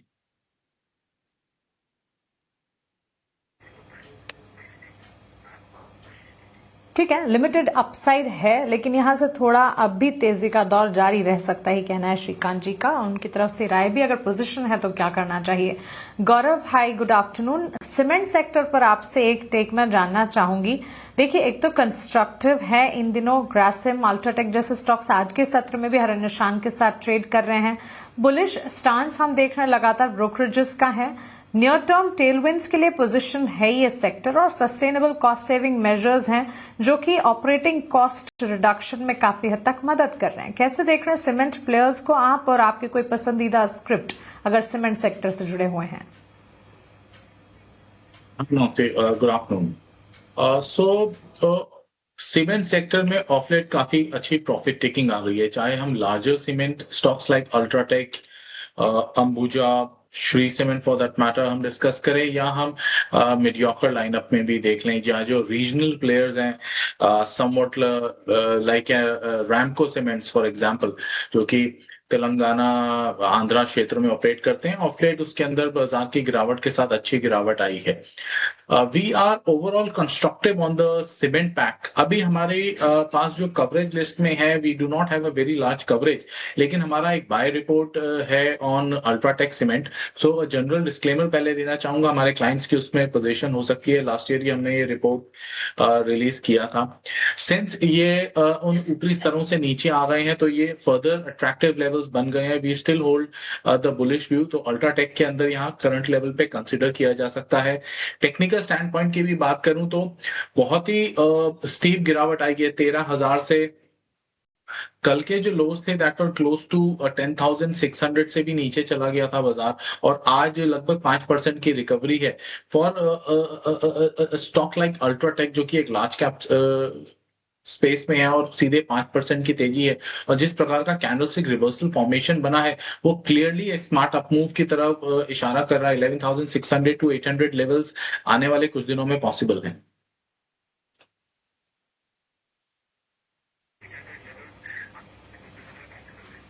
ऑलराइट, तो चलिए सीमेंट प्लेस पर ही एक टेक हमें मिलता हुआ। नीरव जी, आपसे ऑटो क्षेत्र पर और इन पर्टिकुलर मारुति सुजुकी पर एक राय जानना चाहूंगी। ऑटो सेक्टर में आज रफ्तार है और ऐसे में मारुति सुजुकी के चार्ट्स को एक बार पुल अप करते हैं। आज के सत्र में एक रेंज में कामकाज जरूर कर रहा है। 12,400 से 12,874, 12,900 की एक रेंज पकड़ी है स्टॉक ने, लेकिन यहां से क्या फर्दर अपसाइड देख रहे हैं आप? 1.5% की तेजी पर यह स्टॉक इस वक्त कामकाज करता हुआ। जी देखिए, अगर हम ऑटो स्पेस की बात करें तो क्लियरली लास्ट ईयर जो हमने जो 2-3 पॉजिटिव्स देखे थे overall, first was GST reduction. Obviously consumption को वो ड्राइव करेगा, एंड हमने थोड़ा बहुत from a medium term perspective देखा भी कि बहुत ही बेहतरीन रैली हमने अक्रॉस दी ऑटो नेम्स देखी थी।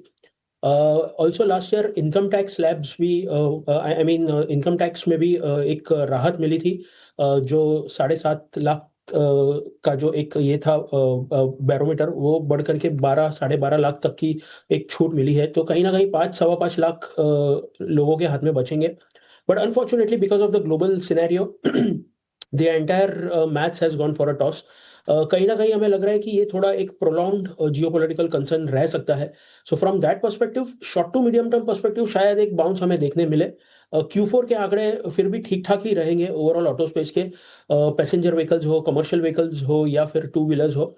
बट हमें यही देखना है कि इवेंचुअली ये जो जीएसटी रिडक्शन हुआ है वो किस हिसाब से इकोनॉमी में पर्कुलेट होता है, एंड कहीं ना कहीं ये डिमांड रिवाइव होती है टू अ लार्जर एक्सटेंट और नॉट।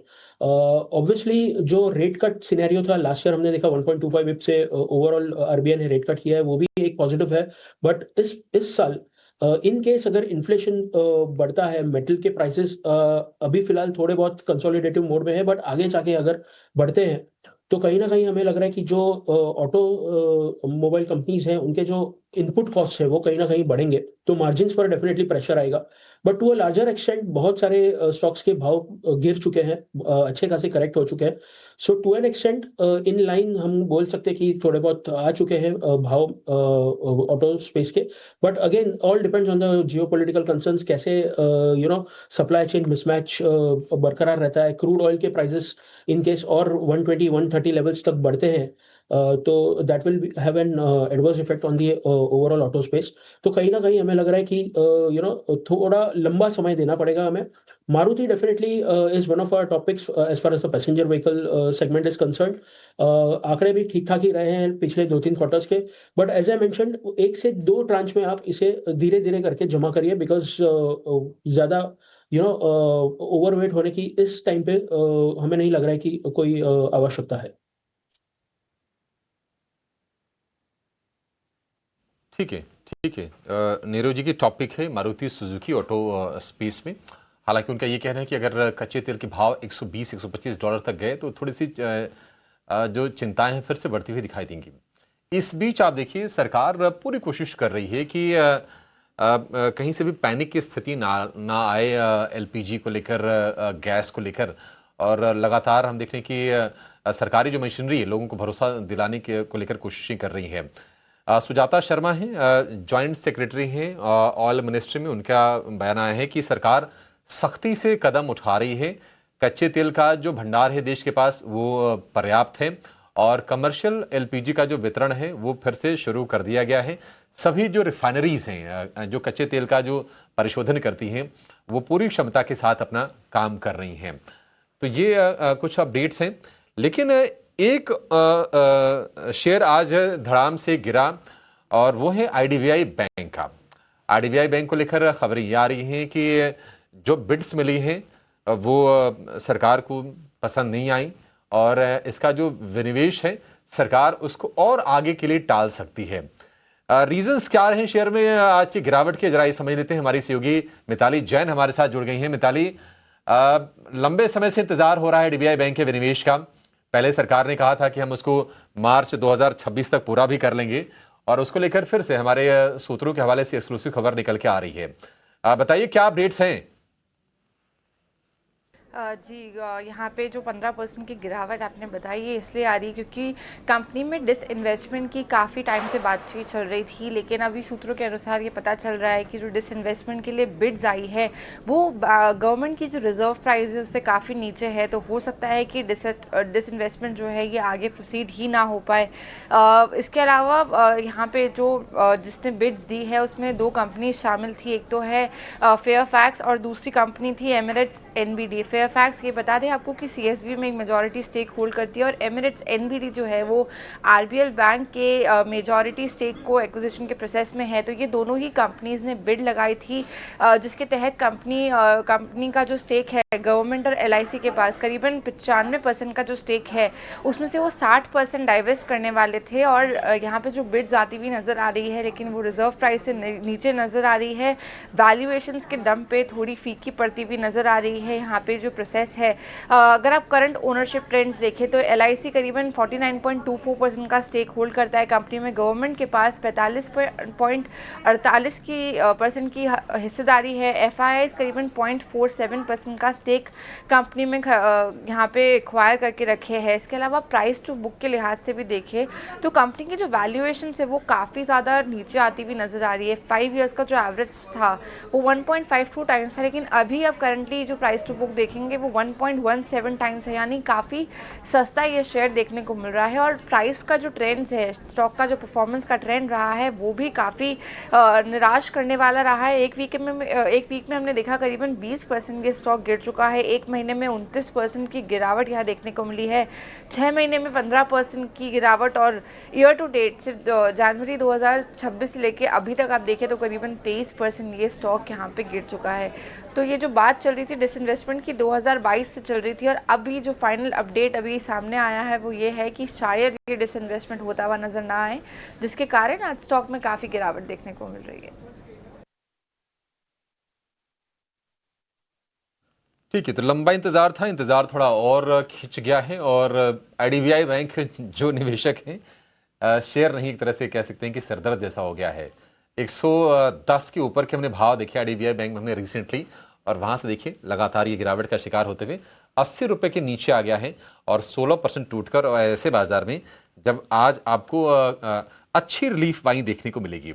आईडीबीआई बैंक पर एक क्विक व्यू ले लेते हैं। श्रीकांत जी, क्या करना है सर, बताइए। जिनके पास है वो क्या करें, नहीं है क्या वो खरीदें या फिर दूर रहें इससे?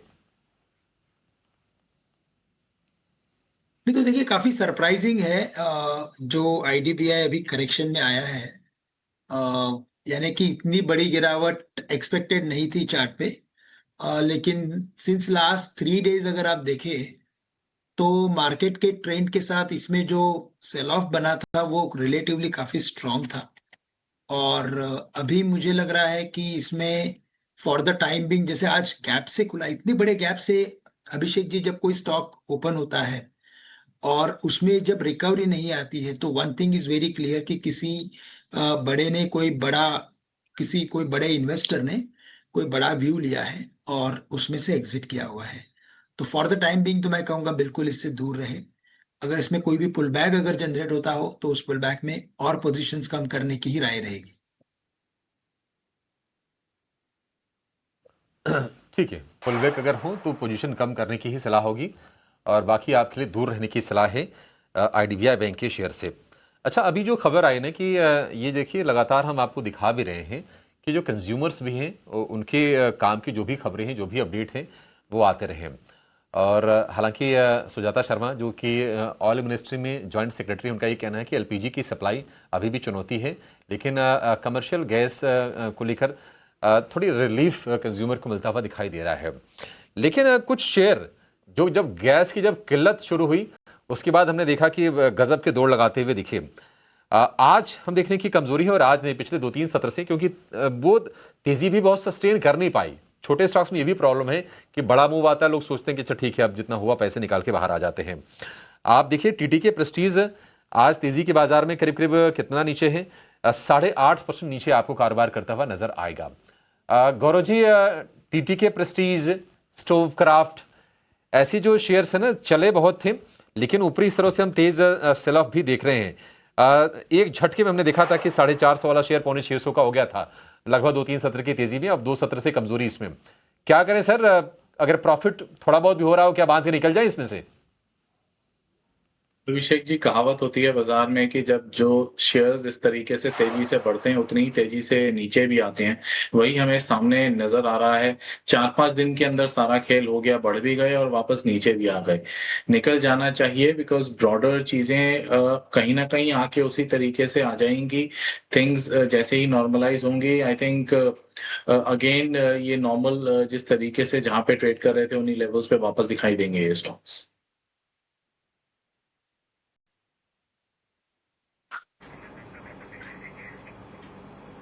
ऑलराइट, तो चलिए ये एक टेक फिलहाल, और एज वी स्पीक करीब 8-9% की गिरावट इन स्टॉक में फिलहाल नजर आ रही है। लेकिन चलिए 3:15 बजे हैं, एक बार समझते हैं हमारे एक्सपर्ट की तरफ से क्या कोई बीटीएसटी एसटीबीटी ट्रेड्स इस वक्त बन रहे हैं नहीं। अंशुल, शुरुआत आपसे करना चाहेंगे। मार्केट के इस वक्त के चार्ट को देखते हुए क्या कोई ट्रेड्स लेकर जाना चाहेंगे? देखिए बिल्कुल बीटीएसटी लेके जाना चाहेंगे। हम सीमेंट सुबह से डिस्कस करते आ रहे हैं। अल्ट्राटेक में एक बेयर ट्रैप भी बना है, 11,000 के नीचे कल क्लोज किया था और आज वर्टिकल रिकवरी है। बेयर ट्रैप अब कन्वर्ट होते हुए दिख रहा है। एक रैली में जो पुल बैक दे सकता है, 10 डे मूविंग एवरेज 10,700 पे है, वहां तक एक पुल बैक मिल सकता है। तो ना सिर्फ बीटीएसटी 1 से 2 दिन का ट्रेड पकड़ सकते हैं। 11,700 का टारगेट रहेगा, 11,100 में बाई करना है और स्टॉप लॉस 10,700 रुपए का लगा सकते हैं। तो अल्ट्राटेक सीमेंट काफी अच्छा लग रहा है।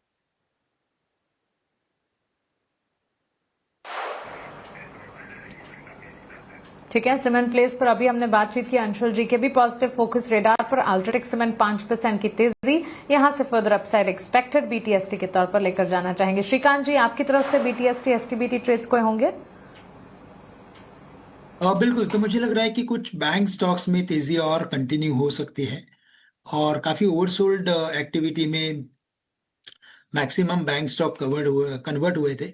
तो करंट लेवल से हमें लग रहा है कि ये जो बैंक ऑफ बड़ौदा है 279 280 के करीब ट्रेड कर रहा है, इसे खरीदना चाहिए 274 के स्टॉप लॉस के साथ। और यहाँ पे टारगेट्स नजर आएंगे तकरीबन 310 के।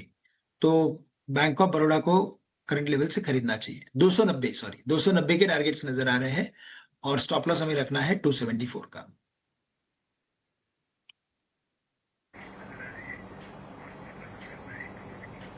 ठीक है, 274 का स्टॉप लॉस, 290 के लक्ष्य को ध्यान में रखते हुए बैंक ऑफ बड़ौदा बीटीएसटी के तौर पर लेकर जाया जा सकता है। श्रीकांत की तरफ से राय हमें मिलती हुई। गौरव जी, आप बताएं आपकी तरफ से क्या होंगे बीटीएसटी एसटीबीटी ट्रेड्स? बीटीएसटी ही ट्रेड कंसिडर करेंगे आज के लिए। स्टॉक जो मुझे पसंद आ रहा है that is Adani power. Strong volume के साथ एक अच्छा अप मूव है, 154 के करीब चल रहा है, यहाँ से बीटीएसटी के लिए कंसिडर करना चाहिए। और स्टॉप लॉस भी नजदीक ही है, 150 का स्टॉप लें। और जो टारगेट्स मैं एक्सपेक्ट कर रहा हूँ that is close to 157 158 BTST perspective के लिए। और अगर कुछ दिन के लिए डिलीवरी भी रखना चाहे तो भी कंसिडर कर सकते हैं 165 तक के टारगेट्स के लिए।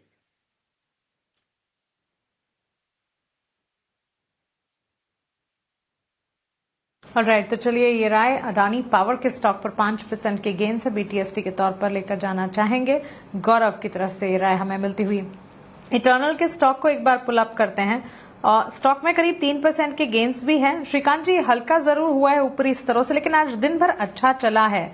और फूड डिलीवरी स्पेस की ही अगर बात करें, of course gas shortage risk है, लेकिन इसके बावजूद हम देख रहे हैं टर्नल स्विगी जो चल ही नहीं पा रहे थे, थोड़ा बहुत मूवमेंट दिखा रहे हैं। क्या राय होगी टेक्निकली? नहीं लगता है, वैसे एक टेक्निकल बाउंस आ सकता है क्योंकि काफी ओवरसोल्ड एक्टिविटी है। स्टॉक तकरीबन 320 के करीब था, अभी 220 आ चुका है, तो एक डेड कैट बाउंस आ सकता है। लेकिन एक जो बोलते हैं ना कि काफी कॉन्फिडेंट सॉर्ट ऑफ रिकवरी आना बहुत मुश्किल लग रहा है शॉर्ट टर्म में। मुझे लग रहा है अभी भी इसमें अनसर्टेनिटी बनी रहेगी। तो शायद मुझे लग रहा है कि अगर कोई रिबाउंड अगर आता है तो ये स्टॉक 235 तक आ सकता है बेस्ट केस में। उन लेवल्स पे पोजीशंस में थोड़ा मुझे लगता है कि और हमें पोजीशंस को कम करना जरूरी है। अगर शॉर्ट टर्म कोई लॉन्ग पोजीशन अगर फंसी हो तो 235 236 के करीब उसमें से एग्जिट करना जरूरी है। हमें लगता है कि वापस से स्टॉक में थोड़ा करेक्शन देखने मिल सकता है। टीजी के सौदे में अगर आप फंसे हो 235 के आसपास आप चाहें तो इसमें से निकलने के बारे में सोचें। 3:22 हो गए हैं, 8 मिनट का ट्रेडिंग सत्र शीशे। श्रीकांत जी, एक एनालिसिस ना आप जरा निफ्टी पर रेडी रखिएगा कि यहाँ से क्या करना है। क्या जिन्होंने 23,100 से लेकर 200 के रेंज में आज बाइंग की है, क्या बाजार बंद होने से पहले आज अपनी निफ्टी में तेजी के सौदे को स्क्वायर ऑफ कर लें या फिर कंटिन्यू करें? आपके एनालिसिस हम लेंगे थोड़ी देर में, लेकिन पहले ये जान लेते हैं कि बाजार में कल कहां पर फोकस रहने वाला है। इवेंट्स टू वॉच लेकर हमारी सहयोगी तृप्ति उपाध्याय जुड़ गई हैं। तृप्ति, बताइए क्या होंगे इवेंट्स कल के? बिल्कुल अभिषेक, कल के इंपॉर्टेंट इवेंट्स पर नज़र डाल लेते हैं। और देखिए, कल निफ्टी की वीकली एक्सपायरी होने वाली है, तो बाजार पर नज़र रखिएगा। आगे बढ़े और देखें तो क्लीन मैक्स एनवायरो एनर्जी कल अपनी तीसरी तिमाही के नतीजे जारी करने वाली है। 5 स्टार बिजनेस की बात करें तो एनसीडी को लेकर यहाँ कंपनी की बोर्ड बैठक होगी। देखना होगा क्या आउटकम यहाँ पर इस बैठक से निकल कर आता है। पीएफसी यहाँ पर भी देखिए बोर्ड मीटिंग होने वाली है, जिसमें कि कंपनी फंड जुटाने को लेकर विचार कर सकती है। आईपीओ के फ्रंट पर अगर बात करें तो यहाँ पर देखिए इनोविजन का आईपीओ कल बंद होने वाला है। यहाँ पर कल पैसा लगाने का आखिरी मौका आपको मिलेगा। अर्बन कंपनी में 66% की इक्विटी के लिए लॉक इन पीरियड खत्म होने वाला है। और एक और इम्पॉर्टेंट कल से शुरू होगा, यहाँ पर देखिए यूएस फेड का जो मीटिंग है वो कल से शुरू होगी और 18 तारीख को यहाँ पर फेड का ब्याज दरों को लेकर फैसला आने वाला है, तो इस पर भी आप नजर रखिएगा। ये थे कल के इम्पॉर्टेंट इवेंट्स। ठीक है तृप्ति, बहुत शुक्रिया। तृप्ति ने फटाफट आपको बता दिया कि कल बाजार में नजर कहां पर रहने वाली है, कौन सी कॉर्पोरेट इवेंट है, कहां पर नतीजे आने वाले हैं और ग्लोबली आपको कहां पर कल नजर रखने की जरूरत है। श्रीकांत जी बताइए सर क्या करना है, क्योंकि निफ्टी और निफ्टी बैंक ऊपरी स्तरों से थोड़े से हल्के हुए तो हैं। निफ्टी के गेंस रह गए हैं 200 अंकों के। और देखिए आज की जो तेजी है श्रीकांत जी, कोई मतलब अपडेट तो आया नहीं, ऐसा नहीं कि चीजें बहुत बेहतर हो गई हों। कच्चा तेल ऑलरेडी हम देख रहे हैं कि $105 के आसपास है, वहां पर टिका हुआ है। ये एक डेडिकेट बाउंस जैसा ही लग रहा था और ये भी नहीं है कि बहुत कोई बड़ी रिकवरी आ गई हो। हम तो 25,200 से गिर रहे हैं सर, अभी तो 23,400 भी कायदे से पार होता लग नहीं रहा है। क्या करना है निफ्टी में?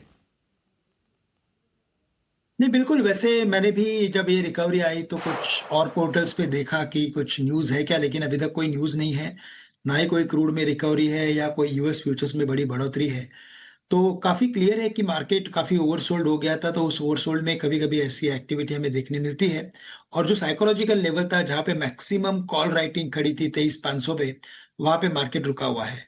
तो अब मुझे क्या लग रहा है कि अगर किसी के पास अगर लॉन्ग पोजीशन हो तो ओवरनाइट देखिए पोजीशन रखना काफ़ी रिस्की है।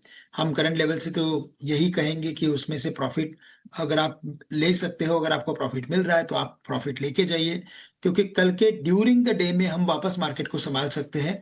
ओवरनाइट बेसिस पे मुझे लगता है अभी भी मार्केट में बहुत रिस्क है और पॉसिबिलिटी है कि अगर मार्केट लेट से बिकॉज ऑफ सम रीजन अगर पॉजिटिव होता है तो हम बेस्ट केस में एक बार 23,700 या 23,800 तक के लेवल्स देख सकते हैं, लेकिन उन लेवल्स के ऊपर चलना शॉर्ट टर्म में मुझे लगता है मुश्किल है। तो 23,000 और 23,700 की एक बड़ी रेंज अभी मार्केट में बनी है, उसी रेंज को हमें लगता है प्ले करना चाहिए।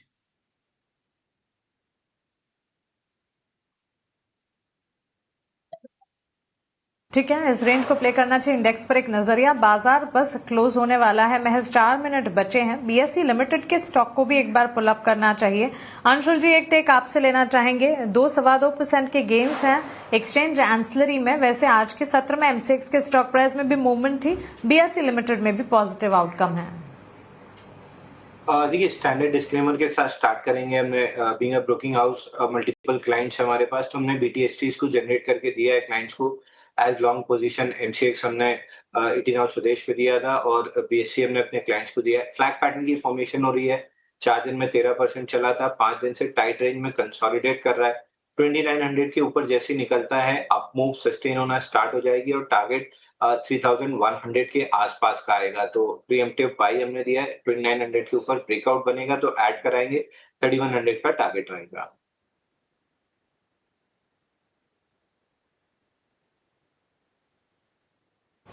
ओके, कंजम्पशन का खेमा अच्छा परफॉर्मेंस आज के सत्र में दिखा रहा है। और गौरव, ITC diversified FMCG space movement on upside करीब 2% के गेंस के साथ यहां पर कामकाज, जिनकी एग्जिस्टिंग पोजीशन है, साथ ही जिन्हें नई पोजीशन बनानी है, क्या किया जाए? बहुत ज्यादा इंप्रेसिव नहीं लग रहा है। केवल एक चीज जो मुझे अच्छी लग रही है फिलहाल इन लेवल्स पे कि ये अपने एक लॉन्ग टर्म पुराने सपोर्ट्स के करीब आ गया है और आज वहीं से उछाल हमें देखने को मिला है लगभग 2% का। एग्जिस्टिंग जिनके पास है अब they don't have much options, फिलहाल होल्ड करें अभी। और यहाँ से अगर बाउंस एक्सटेंड होता है तो ग्रेजुअली मतलब चढ़त पे एडिशन की सलाह रहेगी एंड थोड़ा अभी ऐड करें, थोड़ी पोजीशन 320 एंड फर्दर 338-40 सरपास करें तो उस पर ऐड करें। ITC को लेकर ये भी हो गया। एक राय अंशुल जी आपसे ना आयशर के शेयर पर चाहिए। ऊपरी स्तरों से हमने भारी गिरावट देखी, 8,200 से गिरते गिरते हमने देखा कि 7,000 रुपए के भी नीचे शेयर गया। आज इस बिकवाली पर थोड़ी ब्रेक लगने के संकेत मिल रहे हैं। अब कितना पक्का है ये पता नहीं, लेकिन ये जरूर है कि मान लीजिए अगर पेट्रोल डीजल महंगा हो भी गया अंशुल जी ना, तो मुझे नहीं लगता कि नहीं आयशर की मोटरसाइकिलें जो बिकनी है उसमें कोई कमी आएगी। आप जरा बताइए क्या करना चाहिए आयशर में? तेजी के जिनके ट्रेड है कैरी करके जाएं? सर बिल्कुल, अगर आपके पास लॉन्ग साइड का ट्रेड है तो 10 दिन में 19% करेक्ट किया है, बाउंस बैक में गैप फिल कर सकता है 6961 पे और उसके ऊपर थोड़ा सा एक्सटेंड कर सकता है 7050 तक। तो 1 से 2 दिन कैरी करना चाहिए ट्रेड, तब तक फिर रिव्यू करेंगे स्टॉक को। ठीक है, 1 से 2 दिन कैरी कर सकते हैं। आयशर मोटर को लेकर ये व्यू हो गया। चलिए अब कोई ट्रेड नहीं लेंगे, अब जरा जो कुछ बाजार में आज हुआ है एक बार उसकी समरी आपको बता देते हैं। देखिए शुरुआत जो हुई थी तेजी के साथ हुई, बाजार ने दिन में गोता लगाया, 23,000 के नीचे भी गया निफ्टी, लेकिन वहां से स्मार्ट पुल बैक आया, वैल्यू बाइंग बाजार में हुई और इंडिया विक्स चूंकि नरम है 4% की गिरावट है, तो ये दिखा रहा है कि आगे मतलब उतना कोई फियर नजर नहीं आ रहा है। हालांकि अगर हम सही मायने में अगर देखें तो है चिंताएं तो हैं, स्टेट ऑफ फॉर्मूज में गतिरोध जस का तस कायम है, कच्चे तेल के भाव में उछाल देख ही रहे हैं, बट ये अपने लेवल्स होते हैं, वो बाजार में वो चीज़ें फिर एब्जॉर्ब होती हैं, डिस्काउंट होती हैं। और आज की जो तेजी है, अब निफ्टी में आप देखिए करीब 190 अंकों के आसपास का उछाल आपको नजर आएगा और निफ्टी बैंक की बात करें तो करीब 500 अंक ऊपर आपको निफ्टी बैंक दिखाई देगा। दिन के निचले स्तर से अच्छी रिकवरी हमने आज निफ्टी बैंक में देखी है, 1000 अंकों से ज्यादा की रिकवरी निफ्टी बैंक में आई है। और आज के जो सुपरस्टार रहे हैं, HDFC बैंक 2.5% चला है। इसके अलावा अगर आप सीमेंट पैक में देखेंगे अल्ट्राटेक करीब 4% चला। M&M से उम्मीदें बहुत ज्यादा नहीं थी, लेकिन 3-3.5% के आसपास की तेजी M&M में दिखी है। इटर्नल ट्रेंड भी ये पिटे हुए शेयर थे ITC, ये तीनों के तीनों शेयर कंजम्पशन से जुड़े हैं और यहाँ पर भी आज हमने स्मार्ट बाइंग लोअर लेवल से देखी है। निफ्टी बैंक की सिचुएशन आपके सामने स्क्रीन पर, ज्यादातर शेयरों में आज हमने तेजी देखी है, स्पेशली अगर हम बड़े प्राइवेट बैंकों में और SBI की बात करें तो ये तस्वीर आपके सामने 550 अंकों के आसपास की तेजी है। हालांकि ब्रॉडर मार्केट का टेक्सचर थोड़ा सा वीक रहा क्योंकि 950 शेयर आज चले हैं तो 2000 से ज्यादा शेयर आज गिरावट के साथ बंद हुए हैं। लेकिन निफ्टी में आप देखिए अल्ट्राटेक, ग्रासिम, M&M ये रहे हैं आज के टॉप गेनर। गिरावट वाले शेयरों की बात करें तो मैक्स हेल्थ, BL, विप्रो ये कुछ शेयर्स हैं जहां पर कमजोरी रही।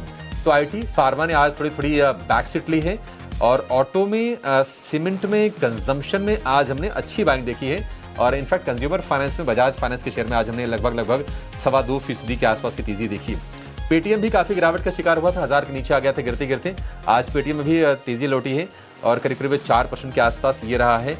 वायदा का टॉप गेनर, वायदा का टॉप लूजर की बात करें तो बंधन बैंक कुछ नेगेटिव खबरें आ रही है, प्रोमोटर के हिस्सा बिक्री की खबरें आ रही थी, हालांकि बैंक ने उसका खंडन किया है। फिर भी शेयर में हमने 7.5% के आसपास गिरावट देखी है। और जो AMC स्टॉक्स हैं, अब क्रूड चूंकि उबाल दिखा रहा है $105 का है, तो आज IOC, BP में भी हमने करीब 4.5 से 5% के आसपास की नरमी हमने देखी है। कुल मिला जुला के मतलब तेजी तो इंडेक्स लेवल पर दिखी है, बट अगेन वही प्रश्न ये है कि सस्टेनेबिलिटी कितनी होगी। देखते हैं कि ओवरनाइट क्या न्यूज आती है, क्रूड की चाल क्या रहती है, ट्रम्प क्या कहते हैं। बट फिलहाल के लिए इंडेक्स देख के सही लग रहा है। 800 अंक ऊपर निफ्टी बैंक और 200 अंक ऊपर निफ्टी की आज क्लोजिंग हुई है। फिलहाल इशू को यहीं पर समेटेंगे। अंशु जी, गौरव जी, श्रीकांत जी, आप तीनों का बहुत शुक्रिया आज हमें समय देने के लिए और विस्तार से इंडेक्स पर अपने शेयरों पर हमसे चर्चा करने के लिए। फिलहाल मानसी को और मुझे इजाजत दीजिए, मुझे इजाजत दीजिए, मानसी को नहीं। मानसी एक छोटे से ब्रेक के बाद आपकी कल की तैयारी भी करवाने वाली है, आपके जाइएगा नहीं। नमस्कार।